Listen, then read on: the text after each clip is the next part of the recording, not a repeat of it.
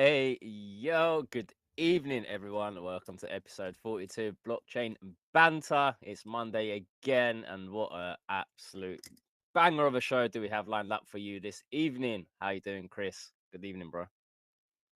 Episode 42. Jesus, we are getting through them, man. Feeling old. I'm doing really good though. Really, really good. How about you? Awesome. Yeah, I'm really happy. Of course, it's Monday. Blockchain Banter, best day of the bloody week. You know how we go. But I'm kind of sad at the same time, man. I've come to my last day off from the day job, and I'm back to the office tomorrow, and it's just I've got loads of work waiting for me. So yeah, I'm looking forward to diving into our show tonight. So I've got a lot to think about while I'm working and going through it all tomorrow. Oh, that absolutely sucks. It's like when you get home from holiday and then you realise you've got to get back to the grind. Oh, terrible. Absolutely, man. Could And do could you be know what? worse though. It Go on. could be worse. You could be an Android user. Here we go. We started not even a minute into the show. We're starting early today. Let's go. My Android is doing fine, thank you very much. No, I don't want to block it now. But Oh. look, going back to the grind, it is what you were saying. Yeah, I've been on one. To be honest, in the last week off, I've just been like all over Web3. Absolutely organized. So many things, got things together. I'm excited for all the shows we've got coming up. Where I think we're talking about booking out the first couple of weeks of April already with a guest on the show. So it's looking tasty, man. It's looking tasty. I've noticed, man, you have really been grinding because, like I said, you've filled up our blockchain banter show for like you said up until April, and they're really good people coming on as well, which is just awesome. Always nice to have uh, interesting and people that develop in the space. It's always good to have these sort of people up on the show. It's just it's awesome. I was talking about awesome shows. I watched CryptoPumpz one yesterday with Luke, and that was honestly I've got to give it to you, man. It was so good. It went on for a good couple of hours and could have easily gone on for another few hours. It was brilliant. It was fun. I'll add that. It's always fun to talk about Kaspa, I feel.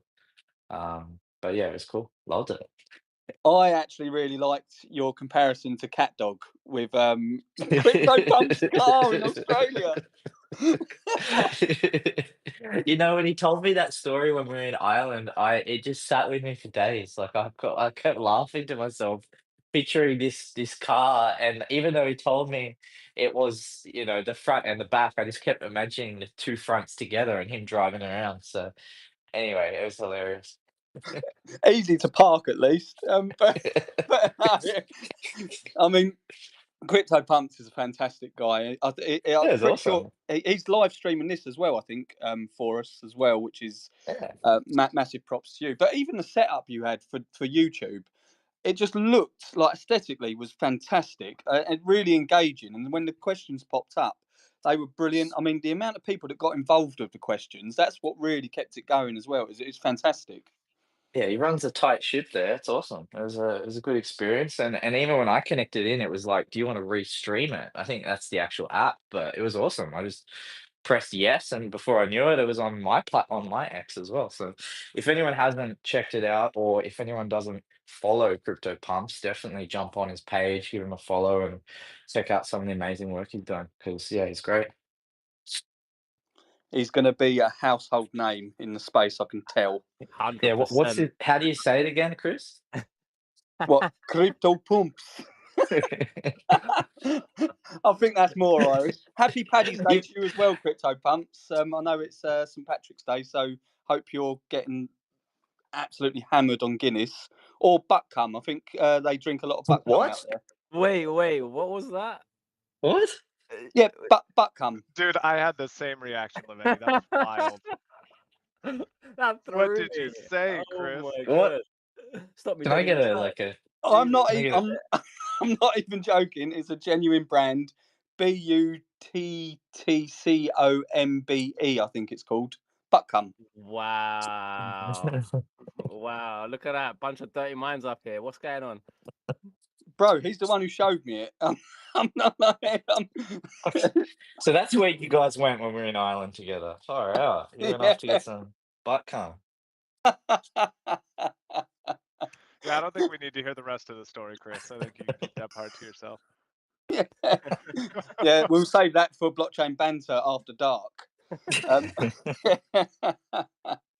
Oh, it's awesome to have all you guys up here anyway. Ashton, how are you doing, sir?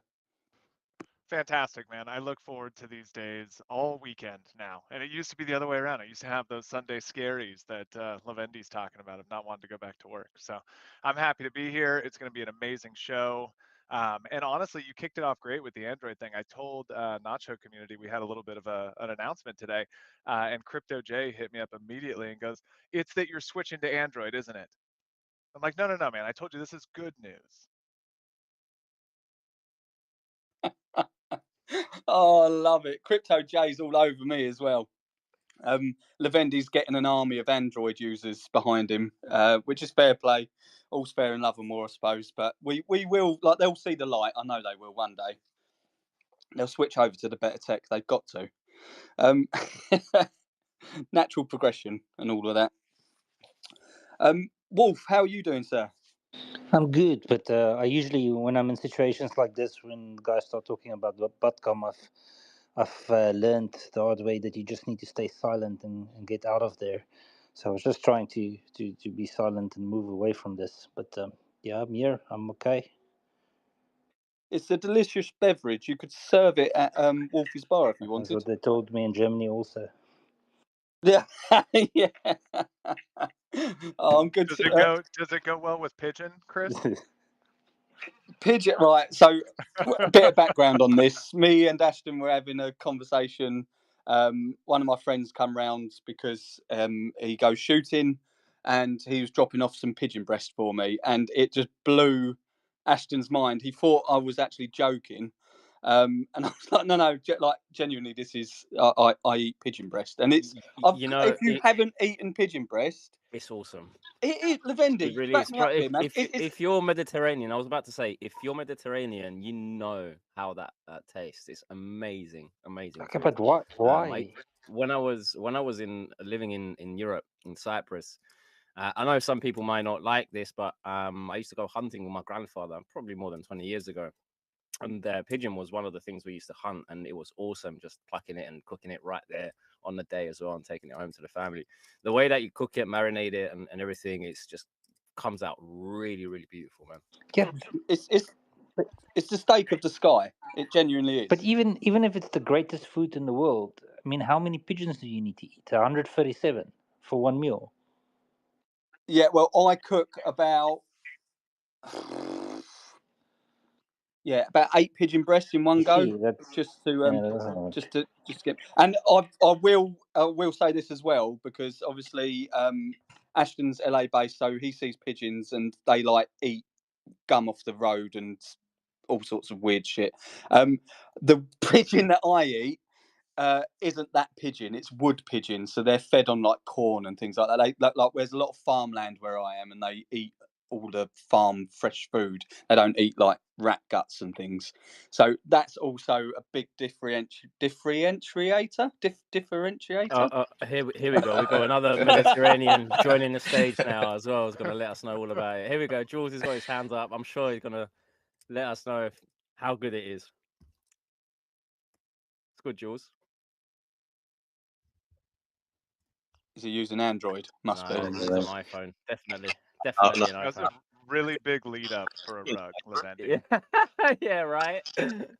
Hello, guys. I just want to say about the pigeon. I am with Levendi. It's amazing, really tasty. We have it in Greece. Unfortunately, not here in Sweden. Unfortunately, but for those who knows to eat good food, it's yes.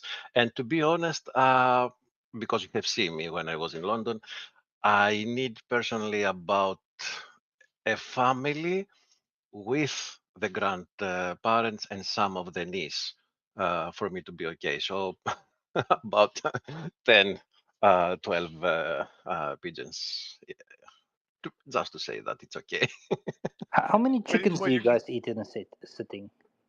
It's not the same. It's not from the pigeon. You can eat just the breast, and the legs doesn't have so Yeah, but many things, but it's really tasty how they make it in Greece and Cyprus. And in Cyprus they make some changes. In Greece we make it more simple, but yes, they But are I'm trying to figure out how many pigeons I need to eat. So how many chickens do you guys usually eat at a sitting? in my good days, uh, one chicken is like one souvlaki for me. So Bloody hell. Oh my god. Jesus. the good with the pigeons is that if you will start, okay, probably we will make many enemies today after this discussion, but okay, guys,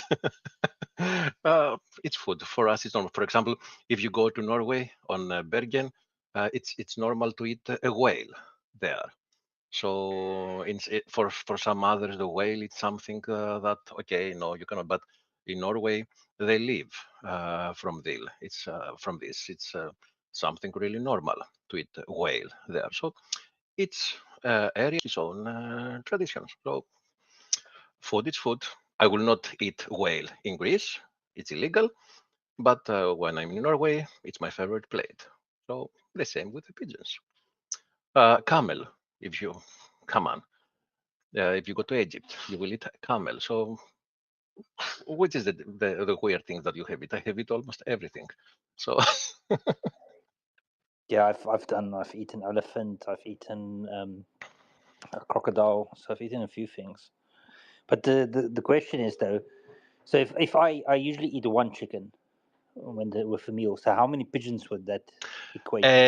you can say about 5 to 6. 5 to Yes, 6. because the chicken have a lot of meat. The pigeon Yes, doesn't have a lot of meat, but I like the fat chicken. it's more wild meat. I can say the pigeon it's more red. It's not like white and yes. Yeah, okay. Welcome to Blockchain Banter, where we discuss food. Well, I'm just happy we found out that the pigeons are free range and not those flying city rats I was thinking of. Yeah, no, they're completely different. I knew what you were thinking because I was thinking like that's why I said to you they're not like the ones you get in Leicester Square in London, because they are manky, horrible things. Like they'd chew their own feet off.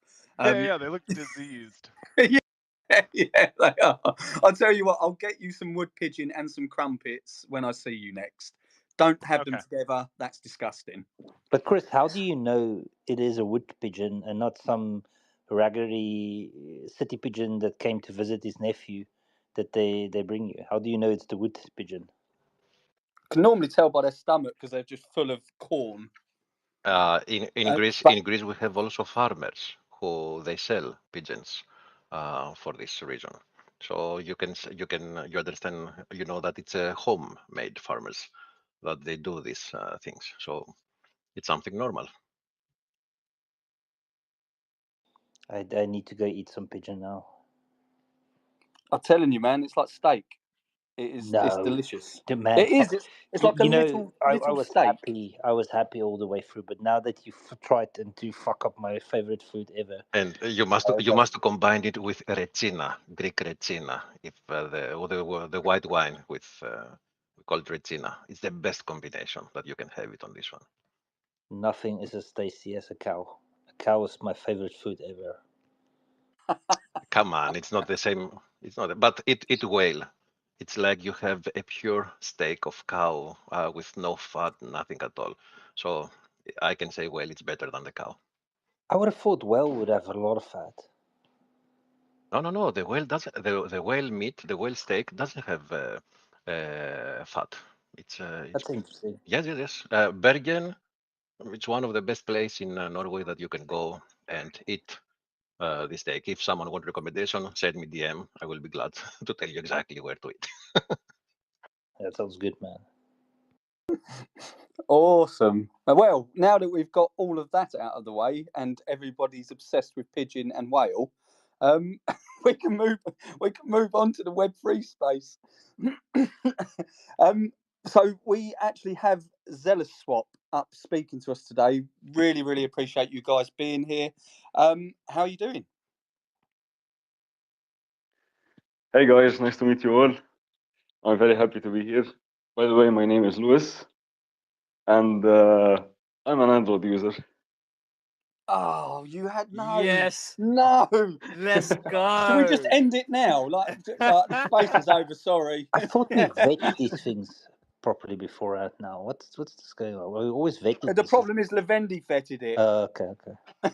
It's booked I'm out joking. until 2026. Yeah, all Android users. No, I'm joking.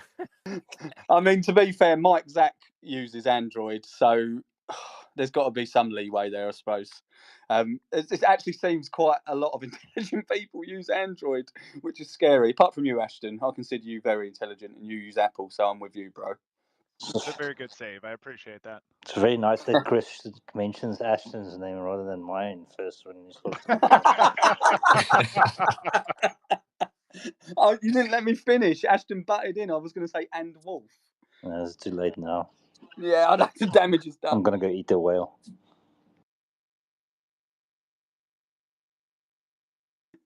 Oh dear. Anyway, Zealous Swap. Sorry, I actually forgot your name already. I really apologise for that. What is it? Sorry. I'm Lewis. Nice to meet you, Chris. Lewis, how are you doing? Yeah, really, really good. Thanks.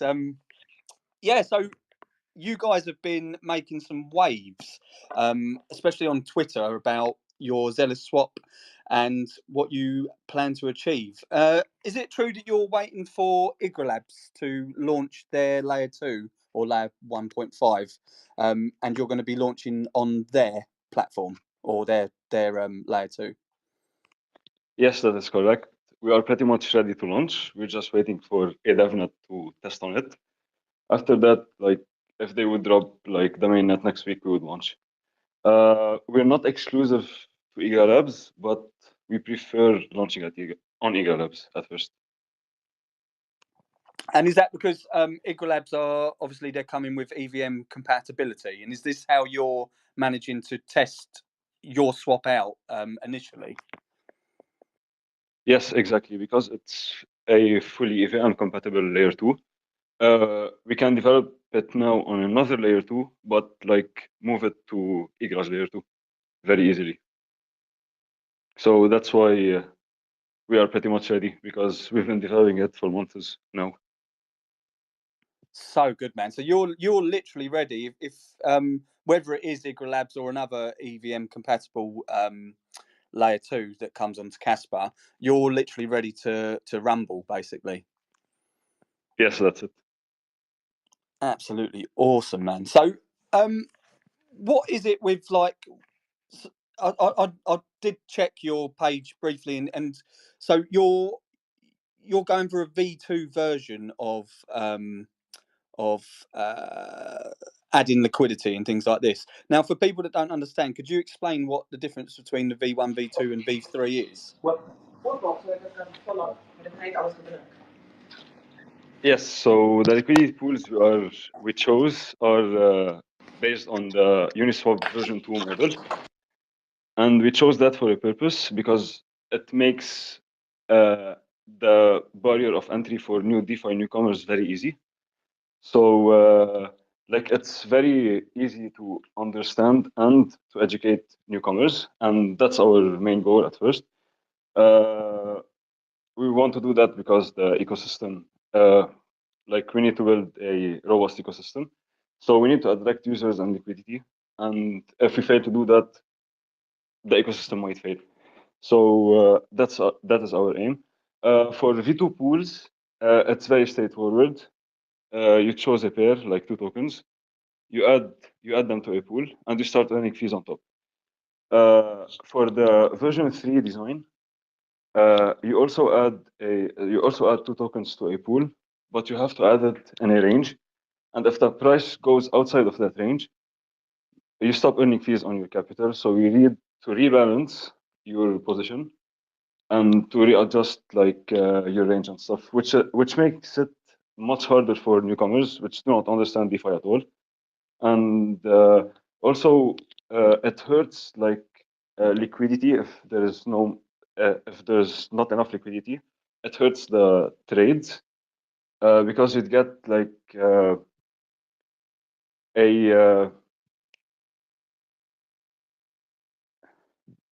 okay. So if you were to swap on the version 2 liquidity, because the liquidity is distributed across all the price range, for the same quantity of liquidity, you would get better deals if you're using version 2 instead of version 3. So that is one key of our of why we chose version 2 over version 3 at start, because we should account for like the lack of liquidity at the start because it's a new ecosystem. Yeah, I mean that totally makes sense. Like you said, where this is literally just launching, as soon as we have a viable layer 2. I hate calling them layer 2s because they're not. They're layer 1.5s or based roll-ups. But as soon as we have that online, and so again, Igra Labs are looking good because of the EVM compatibility. As soon as that's ready to go, like you said, you're going to be ready to go as soon as they're ready to go. And yeah, you want that liquidity to be stable from the start. Really, if liquidity isn't stable, then people get slipped and wrecked and all sorts of horrible stuff. But it's really cool that you guys are building out and are literally ready to go, because I don't know about anyone else, so I may be completely wrong on this, but you're the only people that I've actually seen building out a DEX literally ready to go, which really gives you first mover advantage if you are the first ones to come online with it, which is really good for you guys. And really good for the ecosystem as well. What's the fees structure that you've got for liquidity pools and stuff, or haven't you got that set yet? Yes, so it's a standard fee of 0.3%. So of that, 0.25% goes to the liquidity providers, and 0.05% of that goes to us. But if you're holding an NFT, you get a discounted swap fee. So instead of paying a 0.3% fee, you'd pay 0.2% fee. And of that, 0.17% goes to the liquidity providers, and 0.03% goes to us. I mean, that's a really good fee anyway, to be honest with you. So I think, like you said, I think that's going to really incentivize people to use your swap 100%. And like I said, with first mover advantage, you guys are really positioned nicely in the market at the moment. You mentioned if you held an NFT that you'd obviously go from paying 0.3 to 0.2%. What's the NFT all about? And is that your NFT or something else? Yeah, so we wanted to come up with a system that will attract liquidity and like increase whale activity and encourage arbitraging. So we came up with a fee system based on NFTs, and that's also part of, we want to make like the first experience for everyone, like the best experience they could get out of a DEX, because like if newcomers don't get like a good experience, they won't come back. So that's why we developed that system also. As for which NFTs we'll be leveraging, that is our alpha for today. Ashton, if you'd like to speak. Yeah, I'm happy to jump in, Lewis, and thank you for that. You're okay with me covering all the benefits of this, right? Absolutely, yes. Okay, cool. And thanks for leading us here, Chris. So yeah, if you look at the Nacho X page, you'll see an announcement about our exclusive partnership with Zealous Swap. So Lewis and I have been talking for a little over a week now. We did countless hours of figuring out the best plan and the best way to integrate and partner. But their native NFT asset on Zealous Swap will be exclusively the Nacho Cats NFT collection. So if you're looking to get a discount on Zealous Swap, DEX trading fees. Nacho Cat's NFTs are your ticket to that. But they give you quite a bit more than just a discount.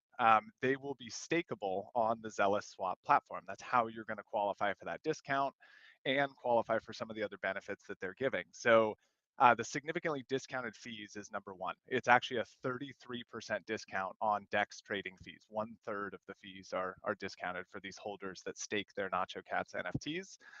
They will also get voting power because Zealous Swap is doing something really cool with liquidity pools that's very unique in a DEX.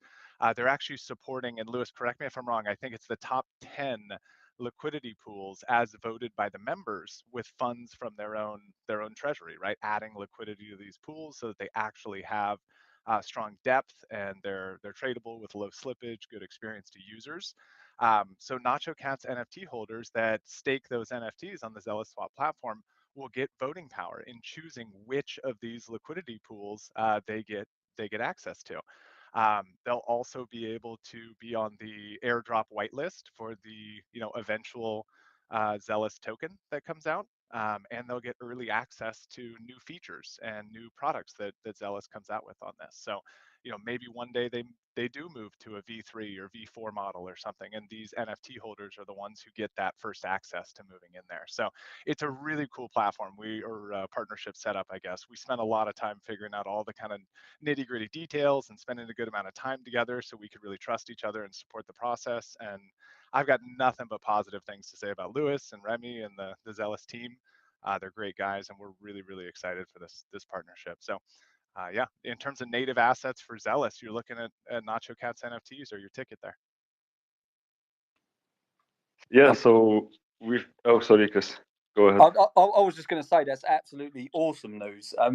Like I obviously knew a little bit about the collaboration you had with Nacho, but I didn't know all the finer details. So learning about that now, that's fantastic. And it, like, yeah, I think it's going to be a fantastic collab for both of you personally. I think, and that's what it's about. It's a win-win situation, and it's a win-win-win because you two helping each other out. It's a win for both of you guys, but it's also a win for Kaspa in general, because people are going to be using Kaspa's network ultimately as the layer one sequencer. So it's just awesome news, and I think I'm really looking forward to it. To be honest with you, I think it's going to be great to see you launch, definitely. So yeah, congratulations. It's just a shame that Nacho or Ashton's only just found out that you're an Android user, and the partnership's probably going to end now. But apart from that, congratulations. I almost did, Lewis. I almost DM'd you like 10 minutes ago when they said that and said, "Don't announce it. It's all off," just to mess with you. But I'm excited. Android, iPhone, it doesn't matter. You get yourself a Windows phone, we can still do this damn thing. I probably haven't seen the notification because I'm using Android. Yeah, love it. But I mean, for you guys, Lewis, like it's a strong partnership to have as well, really. Nacho being the #1 KRC20 token in the KRC20 space, it's a very good collab to have with you guys as well. So yeah, definitely exciting stuff to come for you guys. Yes, it's very beneficial for the both of us. So we spent the past week like developing, like we want to gamify the stacking process stuff. So we came up with a power system.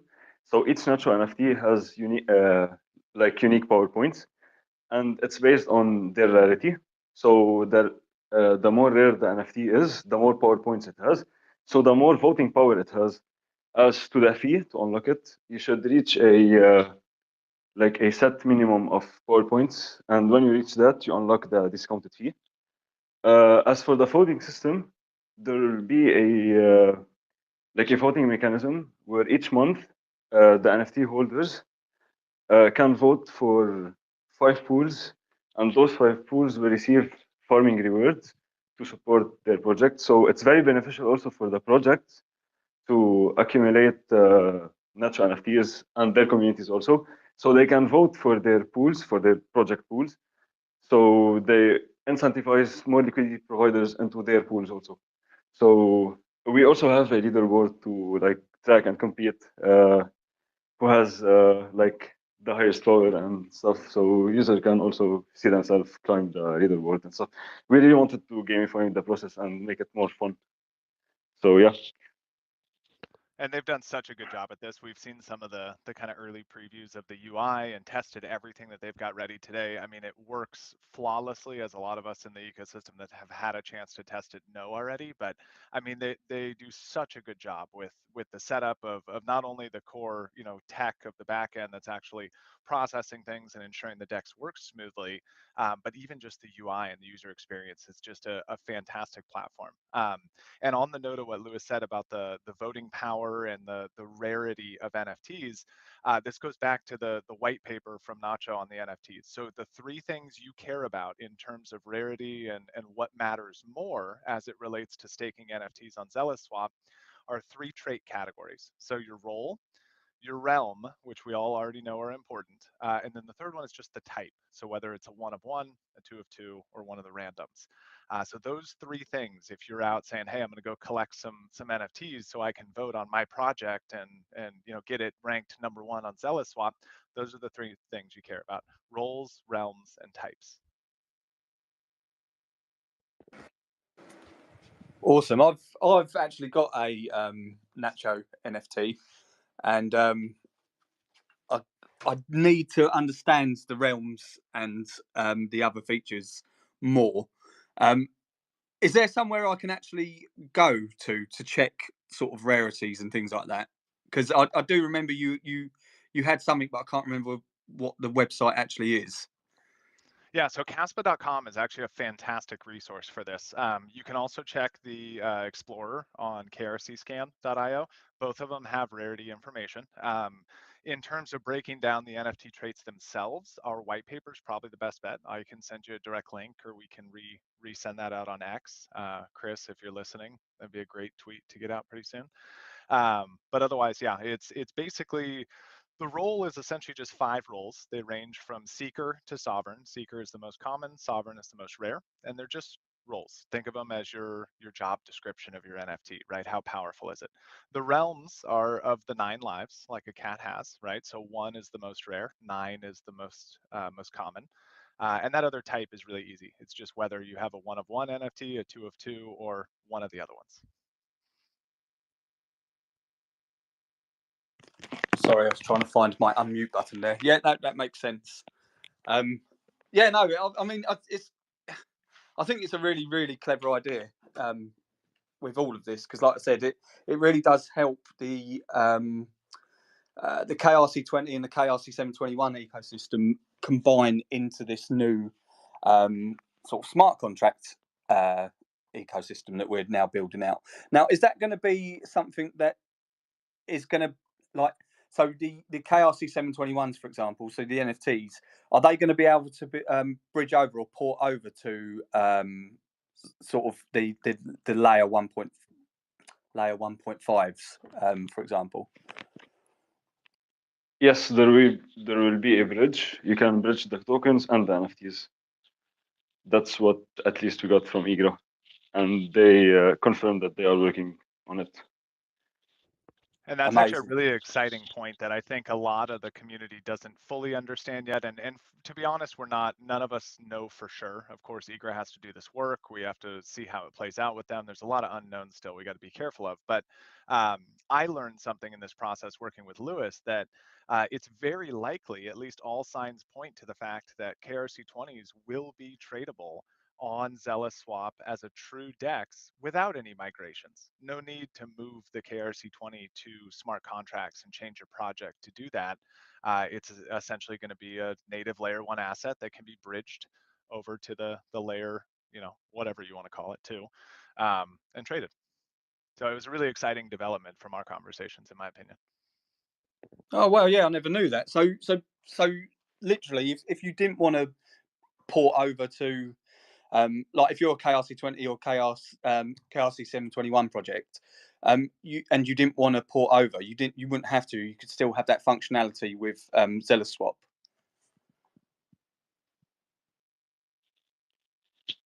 So I believe the final design would be something like there will be a bridge. You can bridge any asset from the main chain to the layer 2, back and forth. So no, you don't need to like port your project to the new layer 2, as far as we understand. So we'd need Igra to confirm that. But yeah, that's how it usually works. Well, if you guys are around next week, we've got a show starting 1 hour early for us. We've got all the Igra Labs back for another deep dive session. This time it's going to be recorded as well. We'll make sure it's on YouTube as well. So if you want confirmations on anything in regards to all of this, then save up your questions, write them up in the post I'm going to be making shortly, and I'll pin it up to the top, and we can take it from there next week. Have we invited Mike Zach back as well? Yes, we have.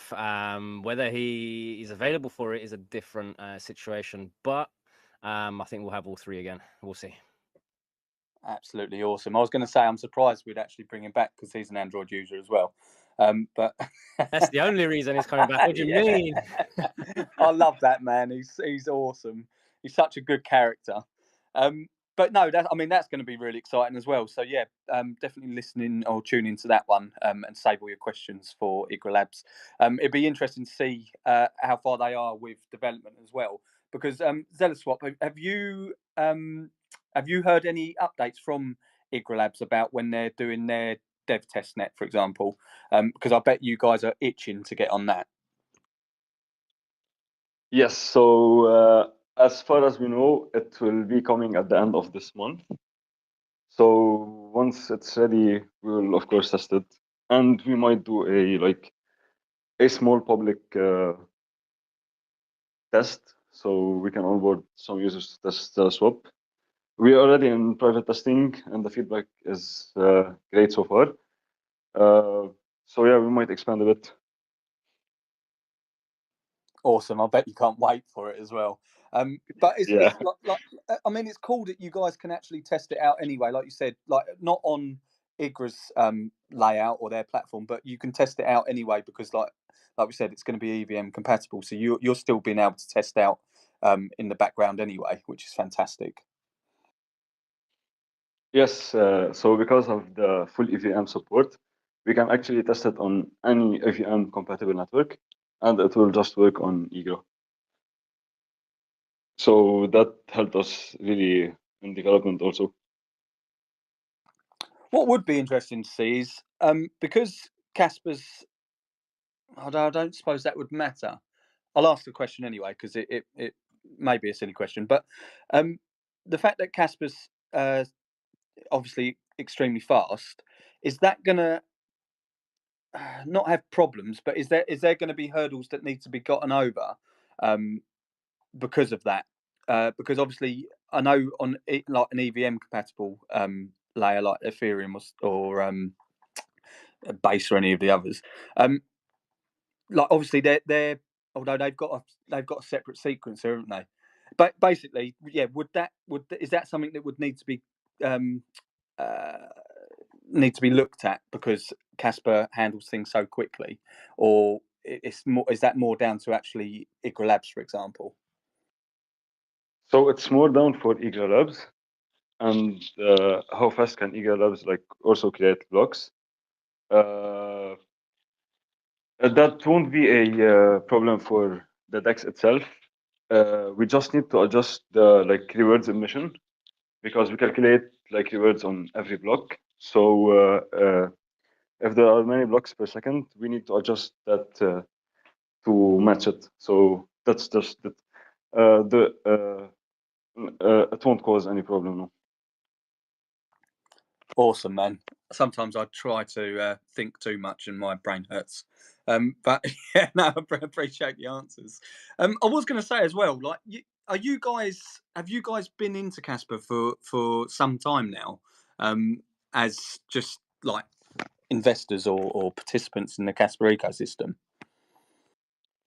Yes, so actually, it's I've been into Kaspa for more than 2 years, like 2 years and 3 months. It's my biggest deck so far, and also it's I'm the most bullish on this project. So that's why it's my biggest bag also, and that's why we wanted to build on it, because I have big faith in the project. I mean, that's always good to hear, and I totally agree with you. Kaspa is just next level stuff. It really, really is. And I think when other maxis, or not even maxis, just other coiners realise this, I think, yeah, good things are going to come for Kaspa for sure. But like I said, that's why it's great that you guys are doing it so soon. You're obviously, like you said, you've been in Kaspa for a very long time, and it's cool that you're building out now, because I genuinely believe when other coiners realise just how amazing Kaspa is, especially being a layer one sequencer. Like, I think so many different projects are going to be using it, and like I said, you guys have got prime position. You're one of the first to come out as a DEX, which is awesome. Awesome for you guys. Awesome for the ecosystem. I did have a question, but I forgot it. This is why I should write things down. I'll tell you what, we'll go to Levendi. Levendi, have we got any questions for Zealous Swap at the moment in the chat? So you caught me typing out the the next week's post. I had a question actually when Ashton was speaking. You mentioned staking on Zealous Swap with NFTs. Is it hard stake or is it soft stake? Hard stake meaning it leaves the wallet, and soft stake meaning it stays in the wallet. I think Lewis needs to answer that question because I don't actually know the answer to it, but there's a little bit of the fact that it has to be on the layer 2 chain to do anything with it, right? So the bridging of the layer 1 assets to that chain or that wallet that you're using on Zealous Swap will be an important step. But Lewis, what's the answer to that question? Do you know yet? Yes, so you need to bridge your NFTs from the layer 1 to the layer 2. And on the layer 2, it will be on an EVM wallet. But when you stake it, you actually send it to the contract. The contract takes hold of it. And that is to prevent like people sending NFTs to each other and just to take the fee discount and then sending it back. So we actually have we don't have a locking period, but we have a minimum required stacking days amount. So you need to stack it. I think for now it will be for 3 days, and then the fee will be discounted. That answers your question, right, Levendi? Yeah, absolutely. Thanks. Cool. One other thing I want to add on there, which Lewis, I hope I'm just going to take a risk here. I hope you're okay with me sharing it. But part of the agreement we came to as two projects was that we would audit that smart contract code, look at it, ensure that everything is 100% safe. So we did obviously make sure that their code stays secure and it won't be something that we can share at all. It's all protected by that agreement. But we will take a personal look at it and make sure that we're comfortable with everything as well in terms of that staking and moving the wallet, stuff like that. So I don't know if it helps or not, but it's an added detail. Yes, and we'll actually have a company audit them, but that is before the mainnet launch. So when we reach like the end of development, we will do our due diligence and get everything audited. And yeah, security is like our priority here because user funds are like not to play with.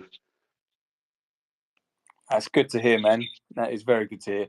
I can see STP's got his hand up. Go ahead. Yes, hello. Do you hear? Is my voice sounding clear? It sounds lovely. Lovely, like always. Yes, okay. I promise, Ashton, I won't talk too much. So I really like your explanation, Zealous Swap. So I have a question for you. So for a DEX to function, you need liquidity, right? Hey, yes, absolutely. Yeah, indeed. So my question is, it's maybe not everybody is going to like it, but with not meme, since a week or two, there have been issues for adding and removing liquidity, and this is really hurting the C20 landscape. So we are a bit in a gray zone. We don't know what's going to happen with liquidity there. So I'm not sure if you're aware of it, but but to avoid another not meme saga, is there something you guys, when you're finished, you can counter these kind of issues so that liquidity put in by different KRC20 token deployers or holders who put in liquidity on your project can be safe and protected, so we don't have another not meme saga. That's my question. Yes, so we're based on Uniswap version 2, which is a proven model. Up until now, it faced no issues.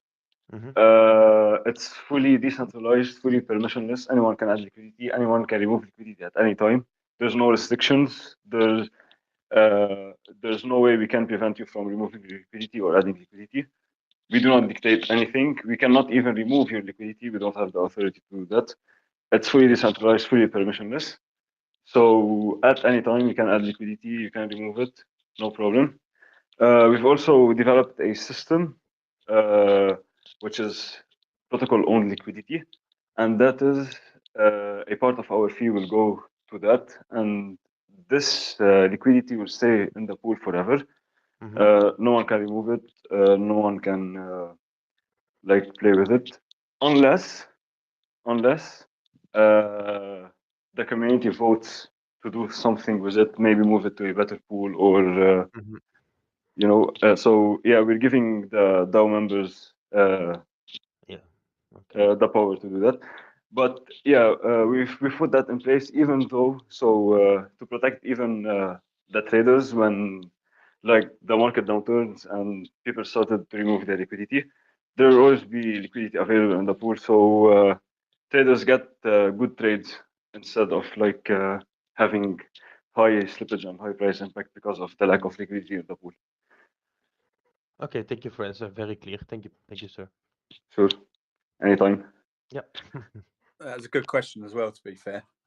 So yeah, thanks for that, STB. Ashton, you got your hand up.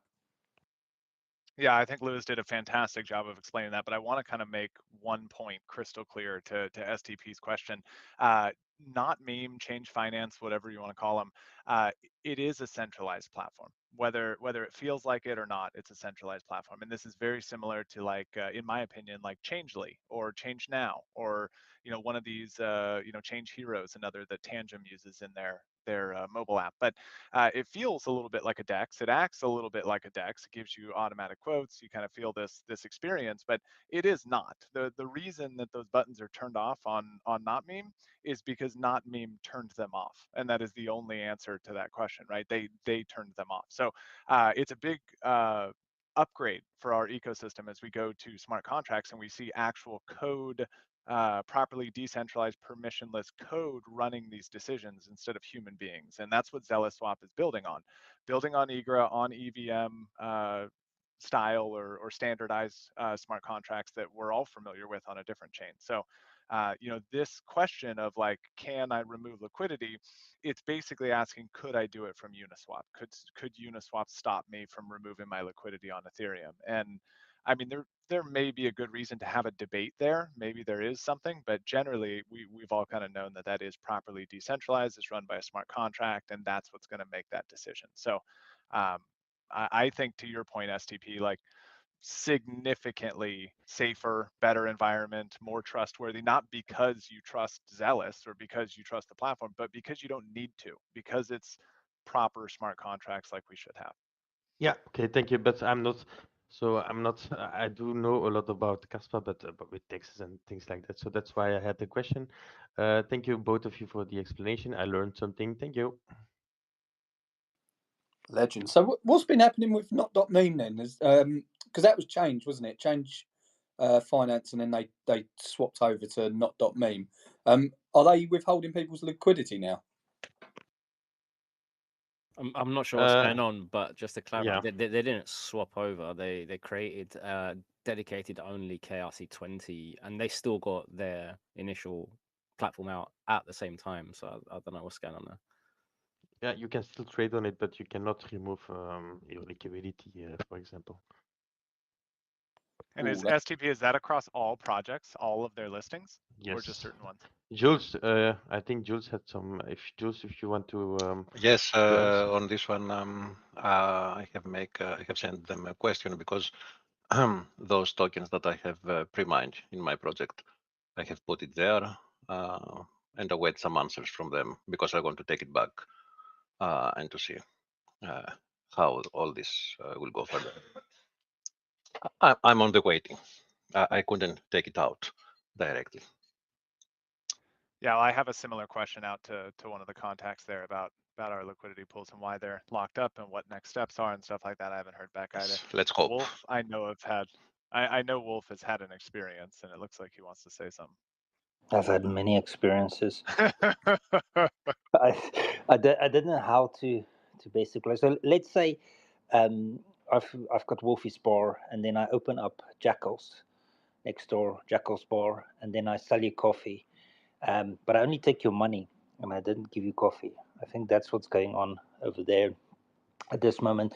I experienced some red flags. I think it was about a month and a half, 2 months ago. Some of them technical legitimately, and others things that I've learned through my years of doing business with a lot of people. And I probably can't comment officially about that, but I think overall people just need to start thinking about if there's smoke coming out, and there seems to be smoke coming from a lot of areas there. It's time to start protecting yourself and make sure you're covered best you can at this situation. But yeah, it doesn't look good at all. Everybody that's spoken to me in the back end doesn't have good things to say either, and it's some big red flags. That's all I can say.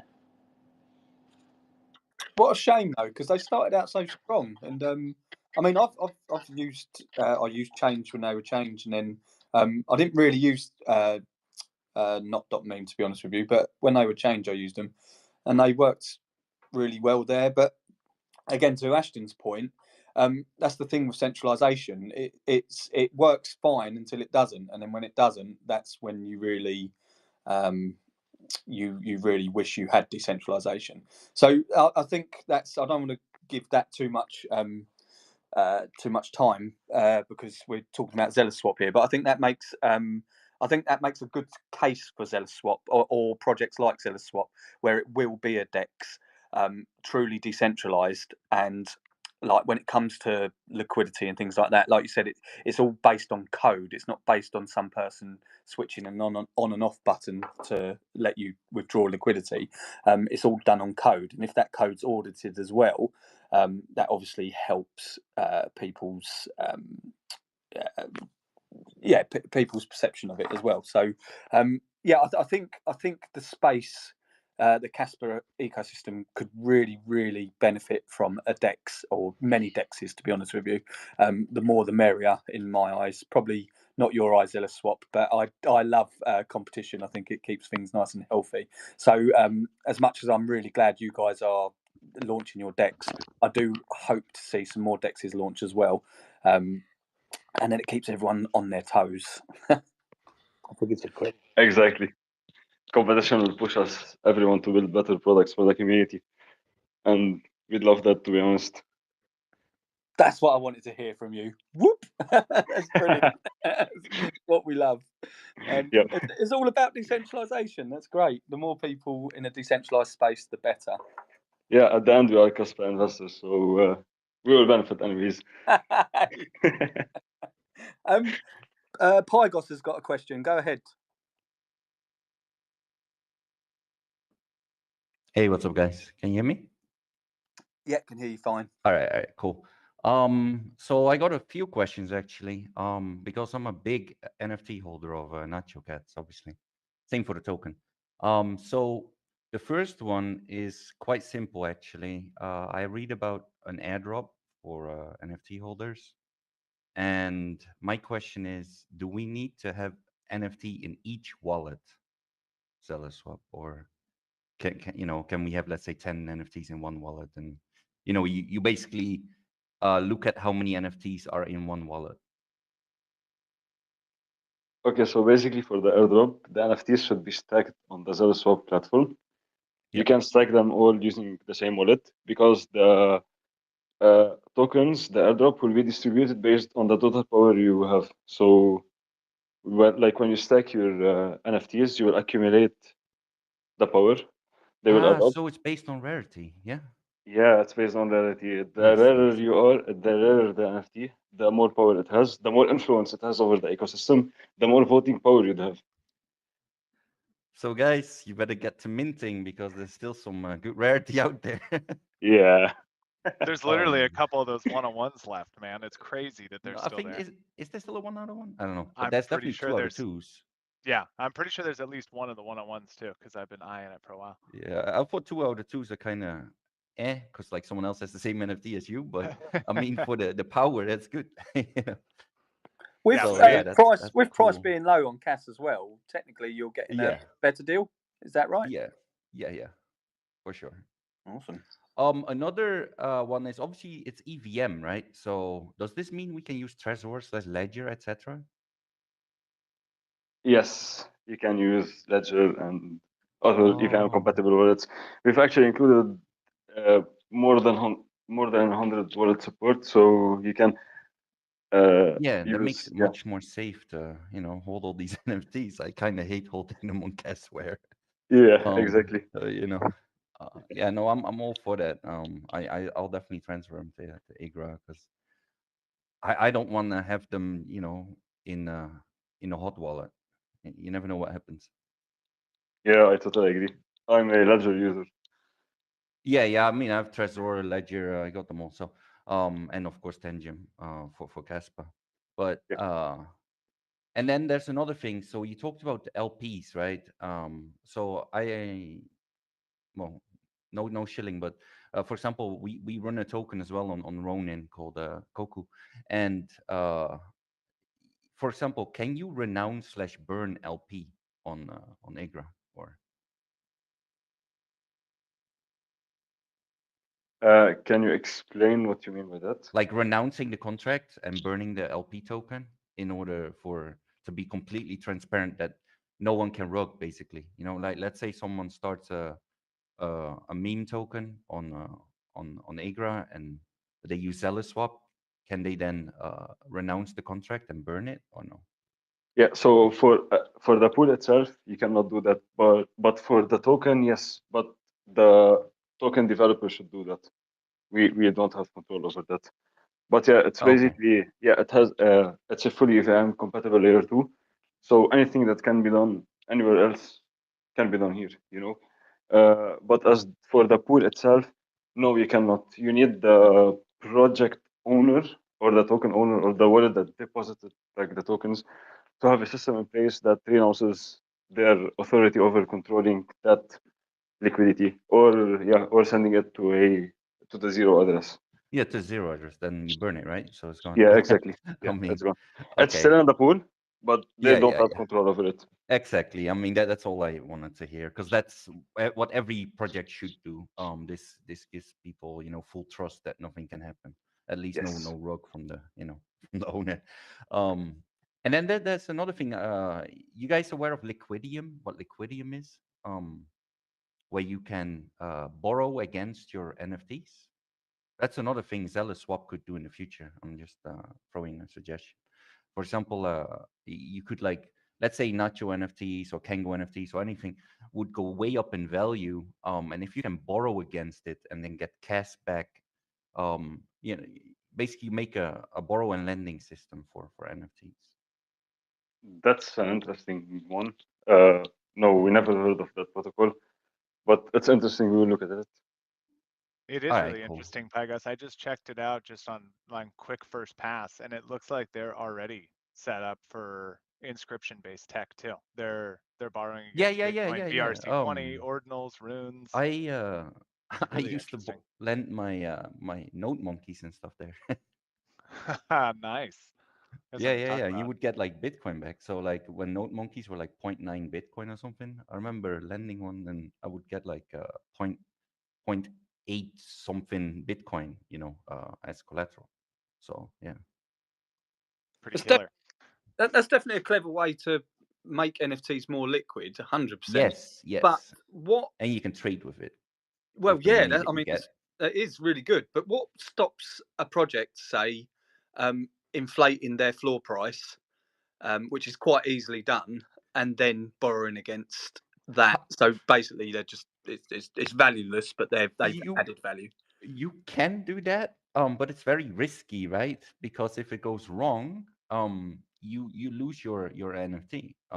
You know, because and it can go wrong in multiple ways. I mean, the floor price can drop, which is, I mean, that's the worst way, right? If the floor price drops, then you'll end up, because you need to pay it back. So how are you going to pay it back, right?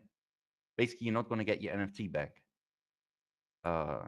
Like that's 100 ways that could go wrong. Basically, it's because people try to do that with node monkeys, like try to pump up the floor, like you said. But if you just get like one whale that dumps 10 to 20 NFTs, your plan goes sour.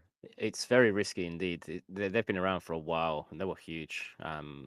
They hit the peak, I think, last year or the year before. But it's riskier than doing normal leverages. It's pretty much betting on your borrowing, pretty much. But for the NFT holders themselves, I can tell you, when things are way high, let's say, I don't know, an NFT went like 10x up, right, in the last like month or two, then it's a great way to just lend out your NFTs because you're gonna get, coins, and then with that, in this case, I would get Bitcoin. In this, and in Kaspa's case, you would get Kaspa. Then you can trade with the Kaspa. Let's say you trade a different meme or a different token on Kaspa, or even you go out of the Kaspa network and you buy, I don't know, Ethereum, Bitcoin, whatever, and that pumps up. You make money, and then if your NFT still makes money too, if it keeps rising, you have a double whammy. But if your NFT floor price crashes down, well, I mean, who cares, right? I mean, you might not ever pay that loan back, but someone else has this NFT that's now kind of worthless. It's a win-win. Pretty much a big load of PvP risk. But if you come out on top, then you do all right, pretty much. Yeah. Never borrow, only lend. Not financial advice for those tuning in right now. Yeah.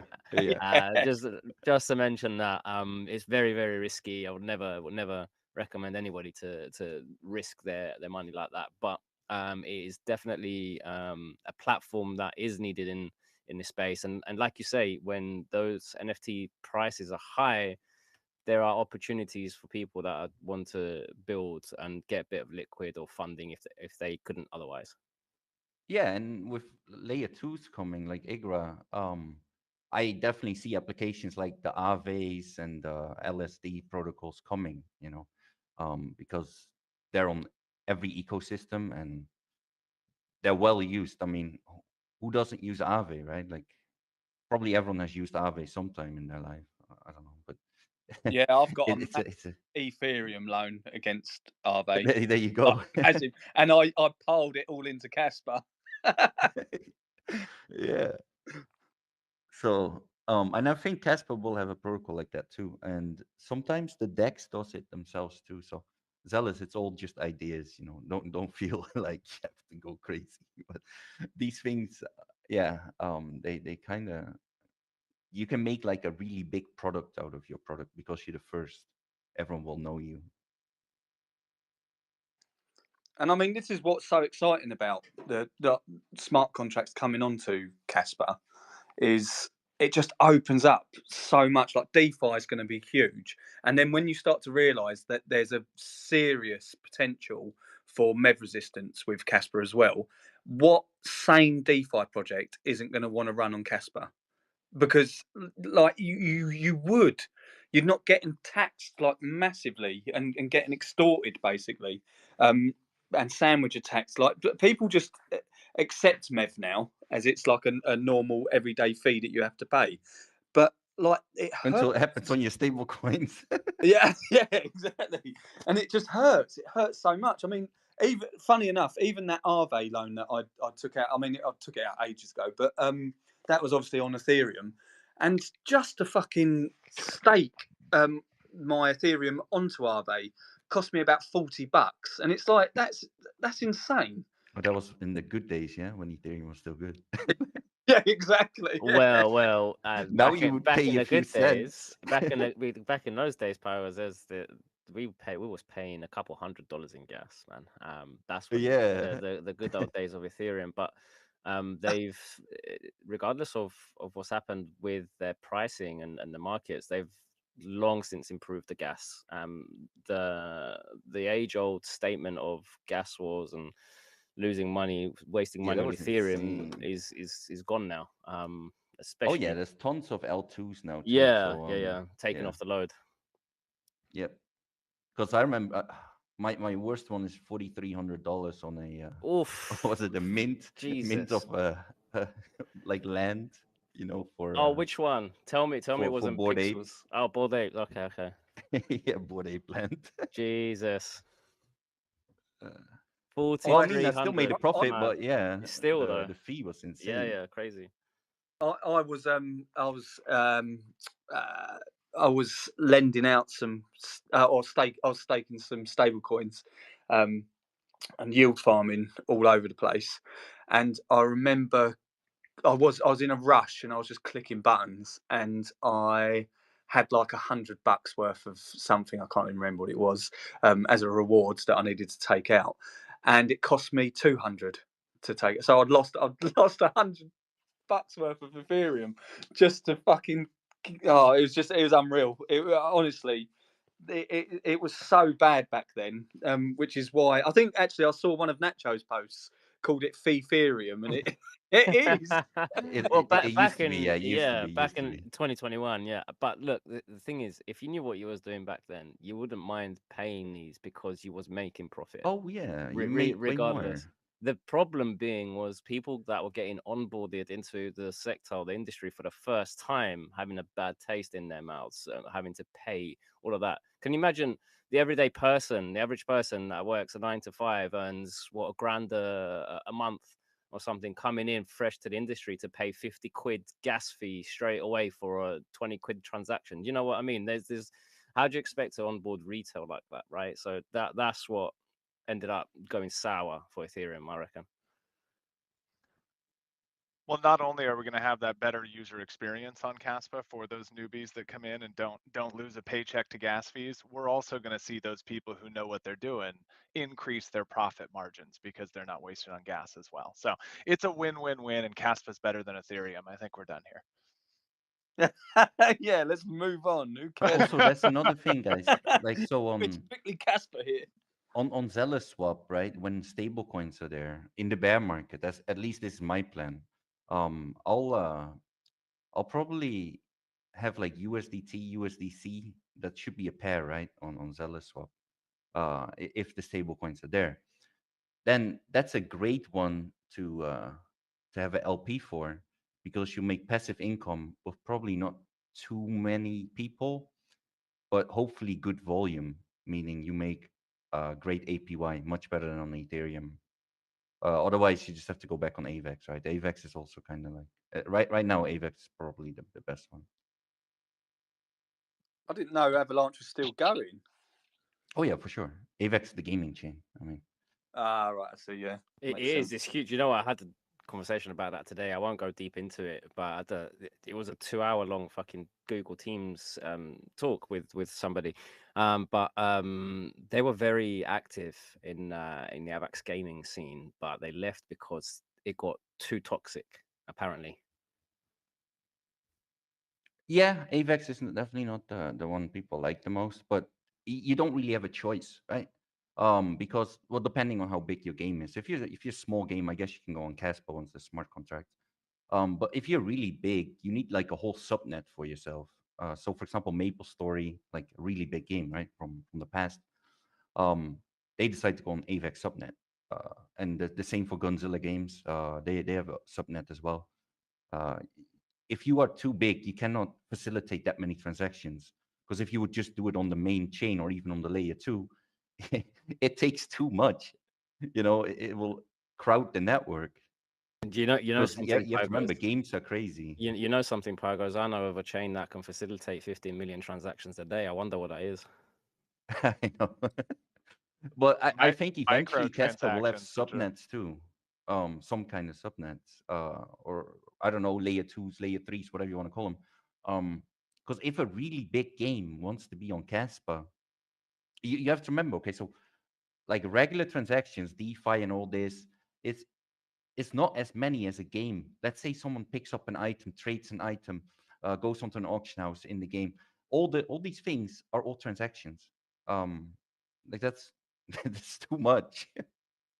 Is this where ZK rollups could come in though, to really facilitate that? Yeah. So, but once again, you don't. Yeah, then it's fine if you're a ZK layer or a base layer. Doesn't matter too much. But you probably need your own layer if you're a big company like Nexon, for example.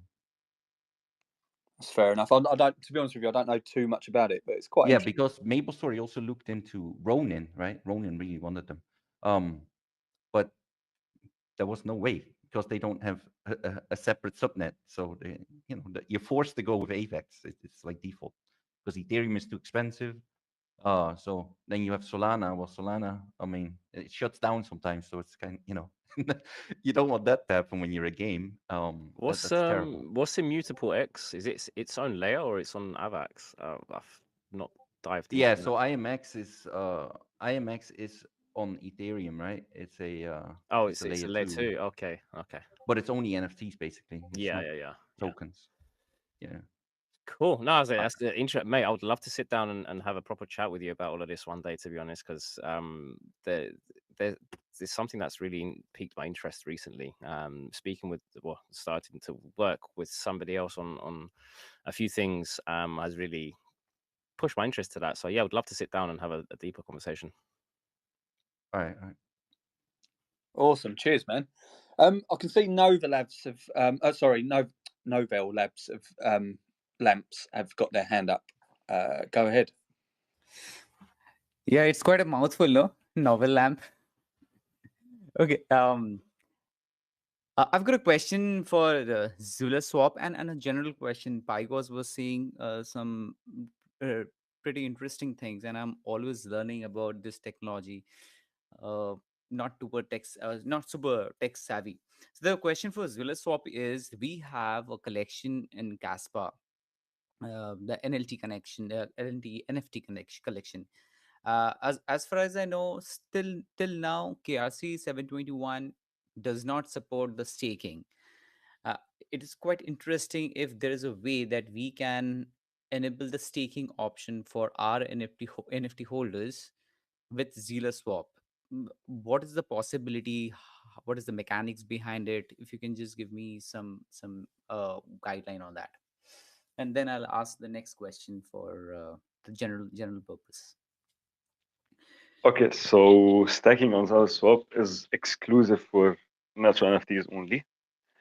But with the Igra Labs bridge, you can bridge your NFT from KRC 721 to ERC 721. And then you can create a smart contract that can take those NFTs and you do whatever you want with them based on any logic you want. Basically, you're programming on the EVM. Okay, so if you can understand it clearly, so smart contract enablement would be a precursor to this, like to the bridge. Am I correct in my understanding? Yes, so to do that, you need the smart contracts, and to move your assets from the layer 1 to the layer 2, you need the bridge. Oh, okay. Which needs also smart contracts. Okay, then we need to wait till the point when Kaspa releases this smart contract. I think it is happening in summer. Am I correct? As far as we know, yes, it's happening at the end of this year, maybe. Mm. So, yeah. Good to know. Good to know. It's always good to know. And congratulations for this collaboration. It's I learned a lot about you guys. It's amazing. Thank you so much. I've got a second question. This is more of a general understanding. What makes the NFT prices drop or rise? And as creators, what you can do? What is the mechanics behind the scene that you can do that you can actually have the NFT price don't drop and it increases, and the NFT holders, they get the benefit in the long run.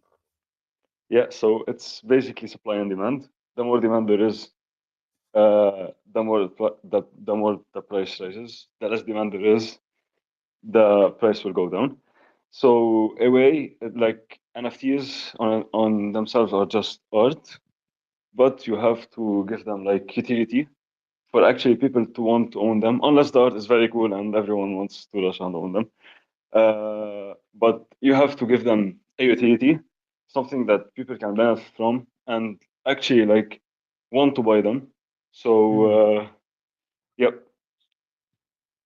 Yeah, like our NFT collection, it is connected with the real world asset. We have the utility connection to that, so that is ingrained in our process. But other than that, it is more of a marketing, or more of how many people are really looking for the project.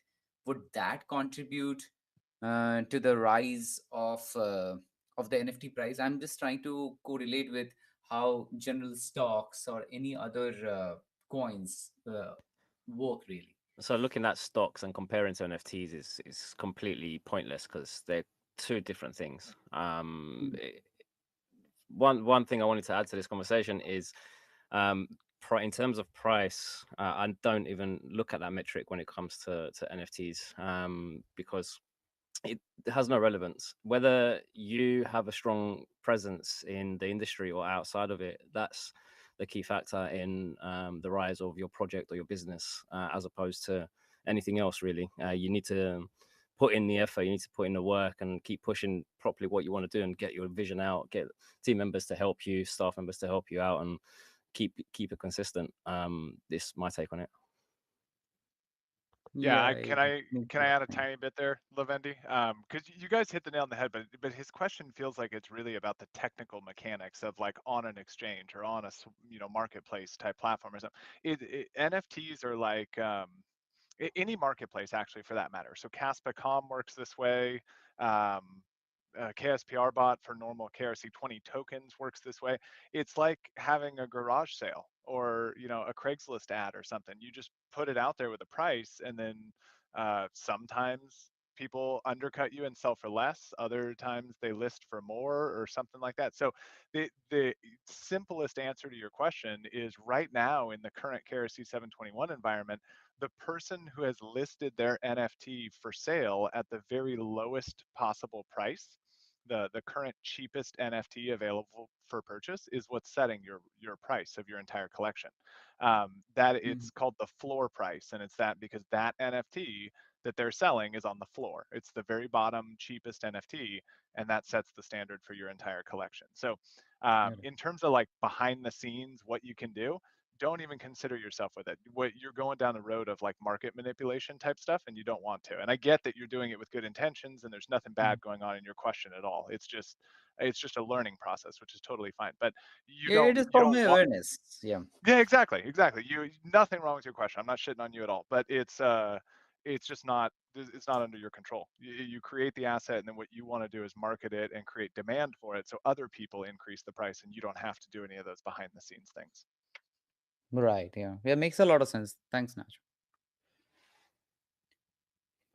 I can see Wolf's got his hand up. He might have more to add to that as well.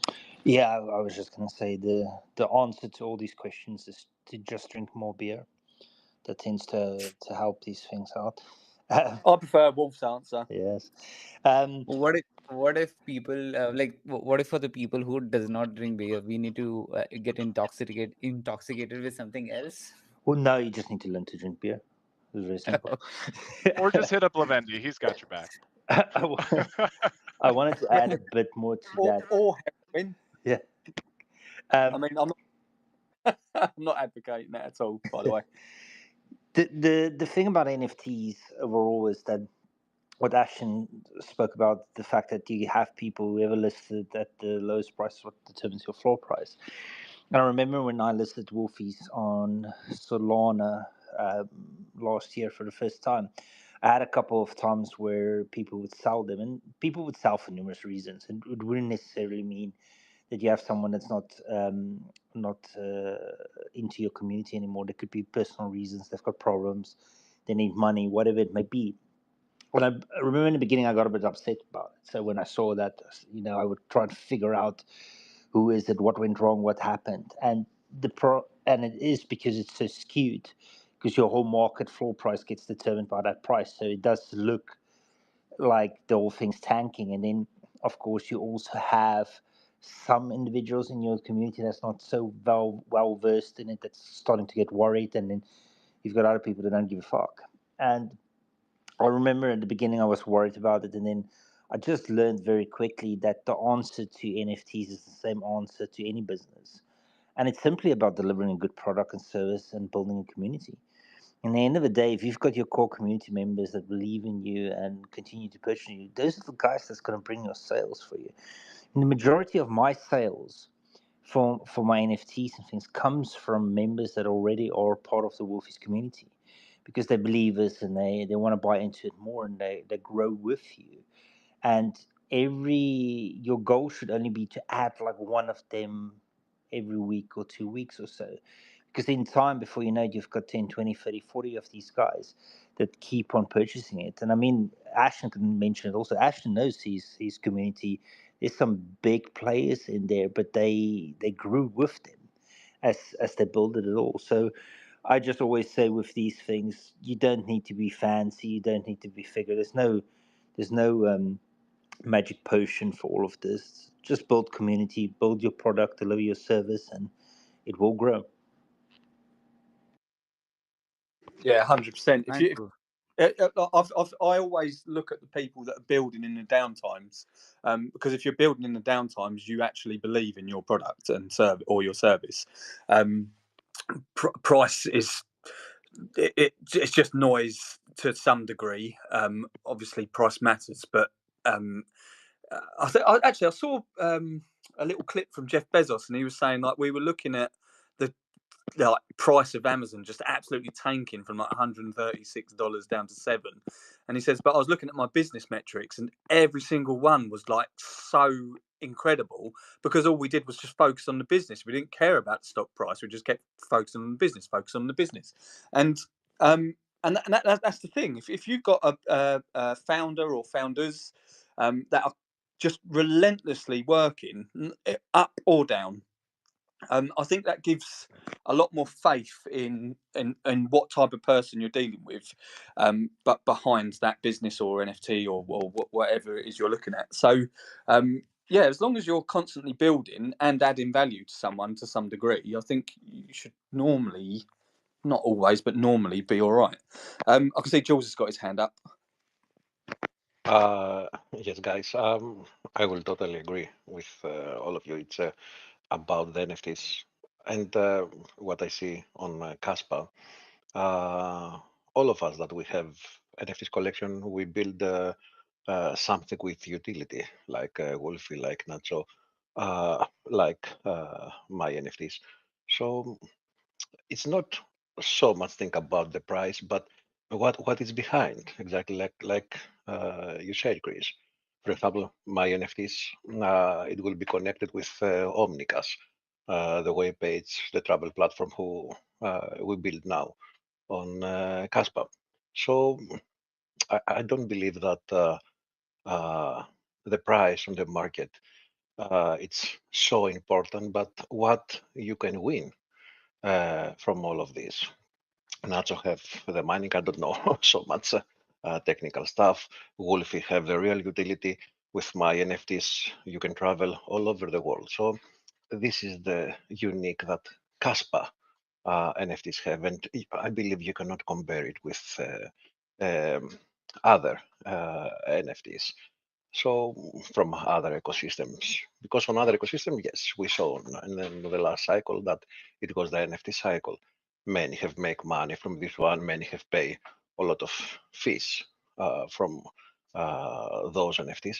But I believe Kaspa is totally different. The way of the NFTs. Yes, of course, there are great art things in the NFTs collection who already exists in the Kaspa, but the utility behind. Here that we talk, we are already 3 projects with utility NFTs. And all of us, we wait the smart contracts to go one step further. So imagine what it will come later, all until the next cycle. So yes, it's don't focus on the price, focus on the utility, and it will be successful. Already now I check it, I'm on 59 NFTs of sales. Okay, I have put 1,000 pieces to sell, but for me the most important is those 59 NFTs to come in the travel platform, have the benefits and buy from them, from the platform. So this is my main focus. Wolfie have exactly the same. You have NFT of Wolfie, you can go and drink your beer there and all the other benefits that you have. So I believe this is our main focus, and big things coming the next. Not I don't say month, weeks. We all wait those smart contracts. Okay, guys, thank you. One more thing, Braden, on this topic. I know we've beat the dead horse here, but just keep your head up, man, and keep pushing forward. Your biggest, your loudest community members are sometimes people who want to complain, you know, and this is generally like any Yelp page you see or reviews, you're always going to see this significant weight towards negative feedback, which is good. You should embrace it. You should listen to it. You should care what they have to say, because there's a lot of learning to do from that negative feedback. But there's just as many people that are happy with your NFT price that are just quietly living their life. Nicely said, Ashton. Awesome. I just want to take it back over to Zealous Swap because we've had a few people asking some questions in the audience, and they wanted to know what's going on. I pinned up a few up there, Chris. I don't know if you can see them or you want me to go over them. Yeah, I think I can see them. 2 6. Okay, so I've got. Is the first one from Amir Safa? Yes, he's the one that's been very patiently waiting to awesome. find out the answer to that. So, question from Amir Safa to Zealous Swap: does Zealous have its own personal token? We don't actually now have one, but we soon will. Hey, yo, is that some unintentional alpha that come out there? No, because like it's already been announced that the Natsu NFTs will have an airdrop of that token. We'll just pretend it was alpha. That's fine. Yeah. We'll claim it as our own. Next question from Banana. One question: can or will be other KRC 721 projects on Zealous Swap stake? I think you've already covered that, but for the moment, your partnership is solely with Nacho and their NFTs. Is that correct? Yes, that is correct. It is only exclusive to the Nacho NFTs. Awesome. So I hope that answered your question, Banana. We've got Bufflink. Will Zealous Swap have a token? No, that's already been done. And Little Anne, will there be a white paper that also explains all of this with staking? Yeah, so actually we already have a white paper, but we need now to update it. And once we do that, yes, we will release it. But we need to finalize like the last fine details of the staking system. Awesome. I mean, after today's show, it sounds like you've started off as a DEX, and now you're going to be a lending protocol. You're going to be a market maker. No, but that's awesome. I was going to say as well, Levendi, or cryptopumpz, if you're listening, has anybody asked any questions on the YouTube channel there? Do we know? I've not gotten any thing in the back end from cryptopumpz himself, but I'm sure if we do, he'll let me know and we can ask away. It's probably because I pissed him off straight away, saying his name again, you had to, like a Russian. You had to call his name out in that accent, didn't you? Yeah. Oh, he's hit us up in the back end. He's just put nope. Yeah, he hates me. Does anybody in the audience have any questions for Zealous Swap?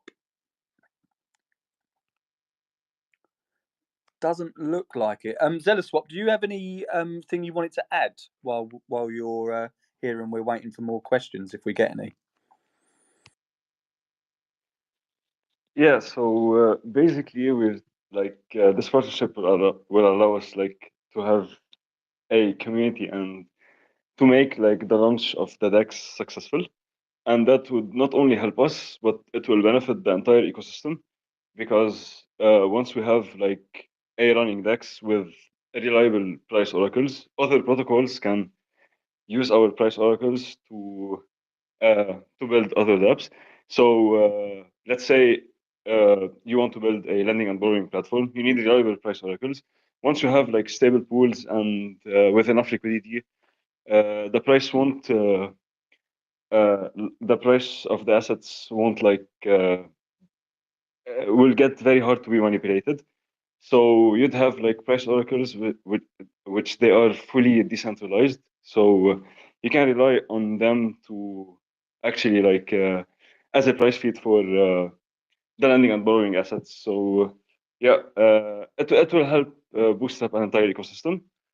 And it will be beneficial for the community also. Like Nacho is the biggest KRC project, so those are instant also benefits to the Nacho project and the community. Absolutely awesome, man. I did remember some questions I had for you. We're sort of going backwards in time again. But like, how did you actually discover Kaspa? I think it was on YouTube. I was like, I was in the Ethereum ecosystem, and then a channel came up with Kaspa, so I then went and checked it out, and yeah, since I researched the tech, I loved it, and I really wanted to like invest in it. And once the rumors started to come that there will be EVM support, way before Igra even announced their layer 2, I went to my co-founder, which is his name is Rami, and I told him, let's do this. Let's bring like DeFi to CAS to our last chain. So we started the planning of the DEX a while back, around 5 to 6 months ago, and yeah, and here we are now. So cool, man. So I mean, you really have been building out for a fairly long time, to be honest with you, which is great. And what I really like is, again, it's coming from people I'd consider Caspians. You've been with Kaspa for a good couple of years now as well, and I quite like that because it shows that you sort of have been around in the space long enough. Well, certainly you certainly have long enough to appreciate the tech as well. It's definitely going to happen. I think there's going to be, like I said, when people actually realise, and when I say people, I mean companies and in DeFi, actually realise the huge benefit that they can actually achieve from just moving over to Kaspa. It's going to be a no-brainer. Loads of people are going to be coming over, which is cool and awesome. But for someone who's been in the space for a long time anyway, to then build out as well, I think it's nice. I think it's a good thing to happen for sure. Also, are you guys doxed? Yes, we are doxed, and we have like a landing page where we have our LinkedIn and about us and stuff. Yeah, and also we've been building for that long. It was not just for development, but also for research. Like we've researched why some protocols fail, how they failed, what was like the main causes and stuff, and we're trying to solve all those issues. So yeah, and we've actually asked some people which are completely new to DeFi. They use centralized exchanges, but they are completely new to DeFi to try out the DEX. And we saw where they struggled, where they did not understand, and we optimized the UI in a way to like reduce the stuff and make it as easy as possible for newcomers, but while keeping the features that like advanced traders need. So we're really working on that part. We want the experience to be like flawless at the start. So like we're really betting on creating the like an attractive DeFi ecosystem because once it starts running, other projects will start building, and it will just grow from there. Awesome. I can see Luke put his hand up. Go ahead, Luke. Hey, just a quick question. I saw you mentioned, or I heard you mention that you're doxed. Just jumped onto your page. Where do I actually sort of find out more information about this?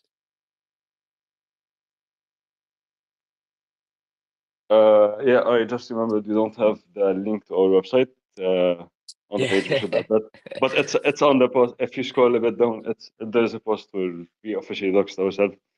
No, that's all good. Is that your website address? I just wasn't sure if there's a link to go Yes, find out more about you guys.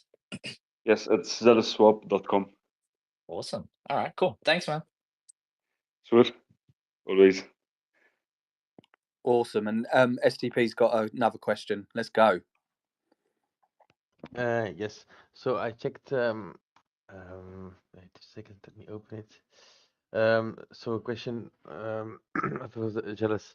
So if I see on the one of your latest videos, so you will it will be connected to MetaMask, Wallet Connect, Coinbase Wallet, Rainbow, or because sorry for me, DEXs are still a mystery. So I'm new to it.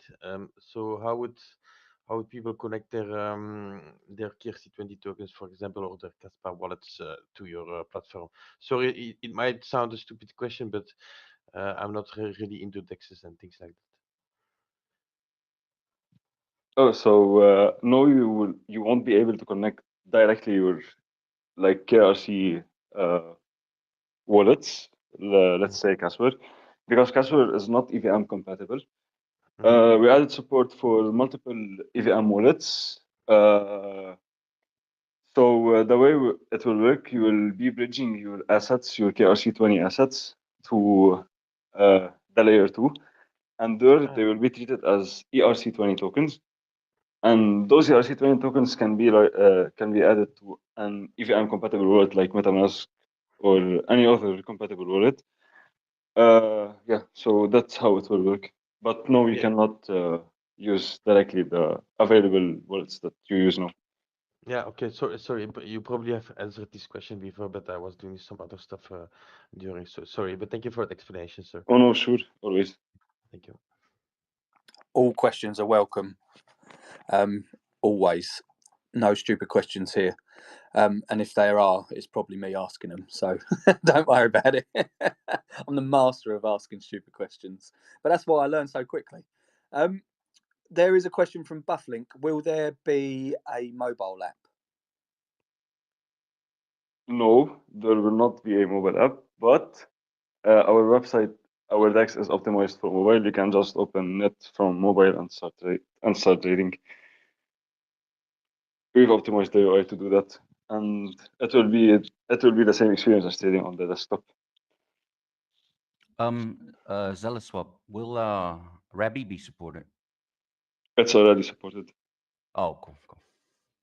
Yeah, much prefer Rabbi than MetaMask nowadays.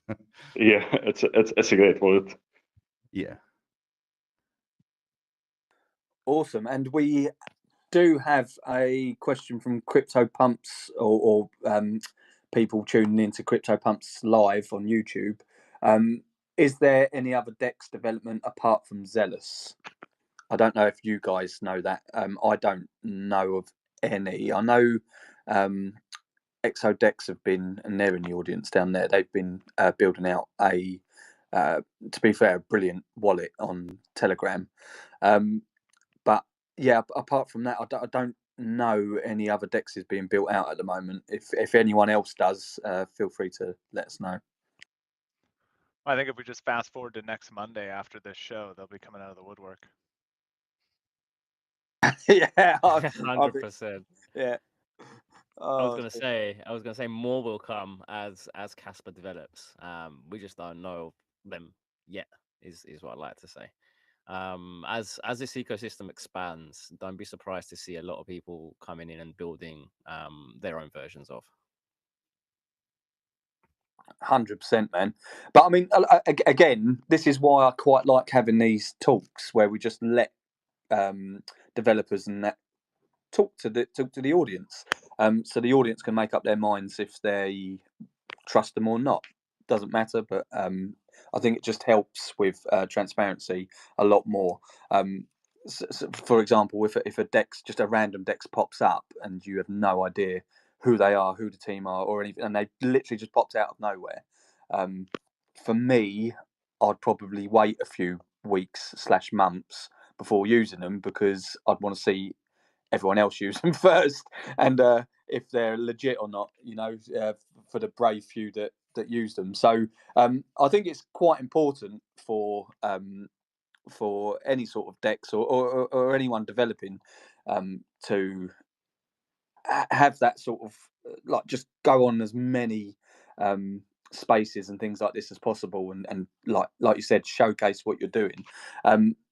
Again, it's very good that you've sort of tied in with Nacho, because Nacho have obviously looked at you guys and what you're building out and can verify it for some people as well. So that also helps. But yeah, I think I do think there's going to be loads of dexes coming out. It's just the ones that you can verify properly that you're probably going to trust more.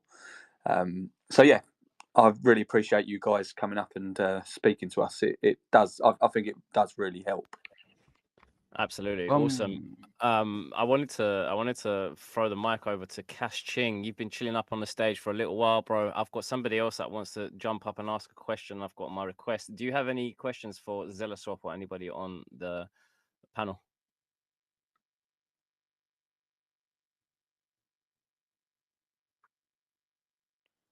Okay, I guess maybe they're wrestling with their mic or no questions. So if you do have a question, please pop it in. I'll pin it up. I'm just gonna drop you down and bring up another person just trying to come up and has a question. It would take a couple of minutes for this to happen. I didn't even see. Did Cash Ching have their hand up? No. But they've been up on the panel for a while. I thought they had a question. Guess not. So just wanted to ask anyway. Yeah, fair enough. Yeah, at the very beginnings, I think it was a while back, but yeah. Apologies if I missed that. Sometimes when people put their hands up, it just disappears instantly. It does. It really does. X does no wonders. Yeah, it's mental. Honestly, yeah, it does. You're right, man. It does. So right now, I see 3 hands up on my PC, but none up on my phone. Make that make sense? Well, sometimes it shows that someone's a speaker and then they're not a speaker, or someone's not a speaker but they are a speaker. This is cowboy country, man. It's just for the fun of it. Thanks to your mate, Wolf. Yes. That's how we roll, man, in South Africa. Fucking drink some beer, then you see a lion, then you deal with that, you deal with stuff. That's how it goes. Oh, I love it. Naved, I hope I'm saying this right. Naved Khan. Hi. I am actually new to this. Just wanted to know, how far is the project going to be for Kaspa?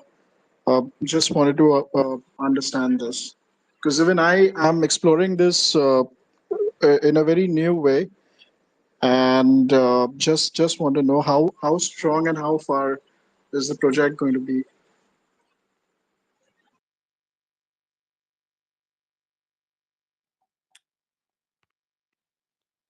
Sorry, I'm just trying to understand the question. Are you talking about Kaspa in general or Zealous Swap?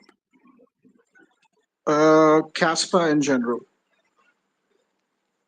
Chris, you were born for this answer. Yeah, yeah. Well, I'm not like nobody's got a crystal ball, obviously, but and so you can only use sort of. You have to constantly check yourself before you wreck yourself, because everyone's got confirmation bias, and obviously I love Kaspa, so I do check myself fairly regularly, and that's you always got to ask yourself the hard questions and what if something doesn't go right or blah blah blah. But all we've got at the moment is the data we've got, and at the moment, at 1 block per second, Kaspa has solved the trilemma, and that is the biggest problem in crypto right now. So just that alone is massive development in the crypto space. So the fact that we're now really on the verge of moving to 10 blocks per second is just absolutely incredible.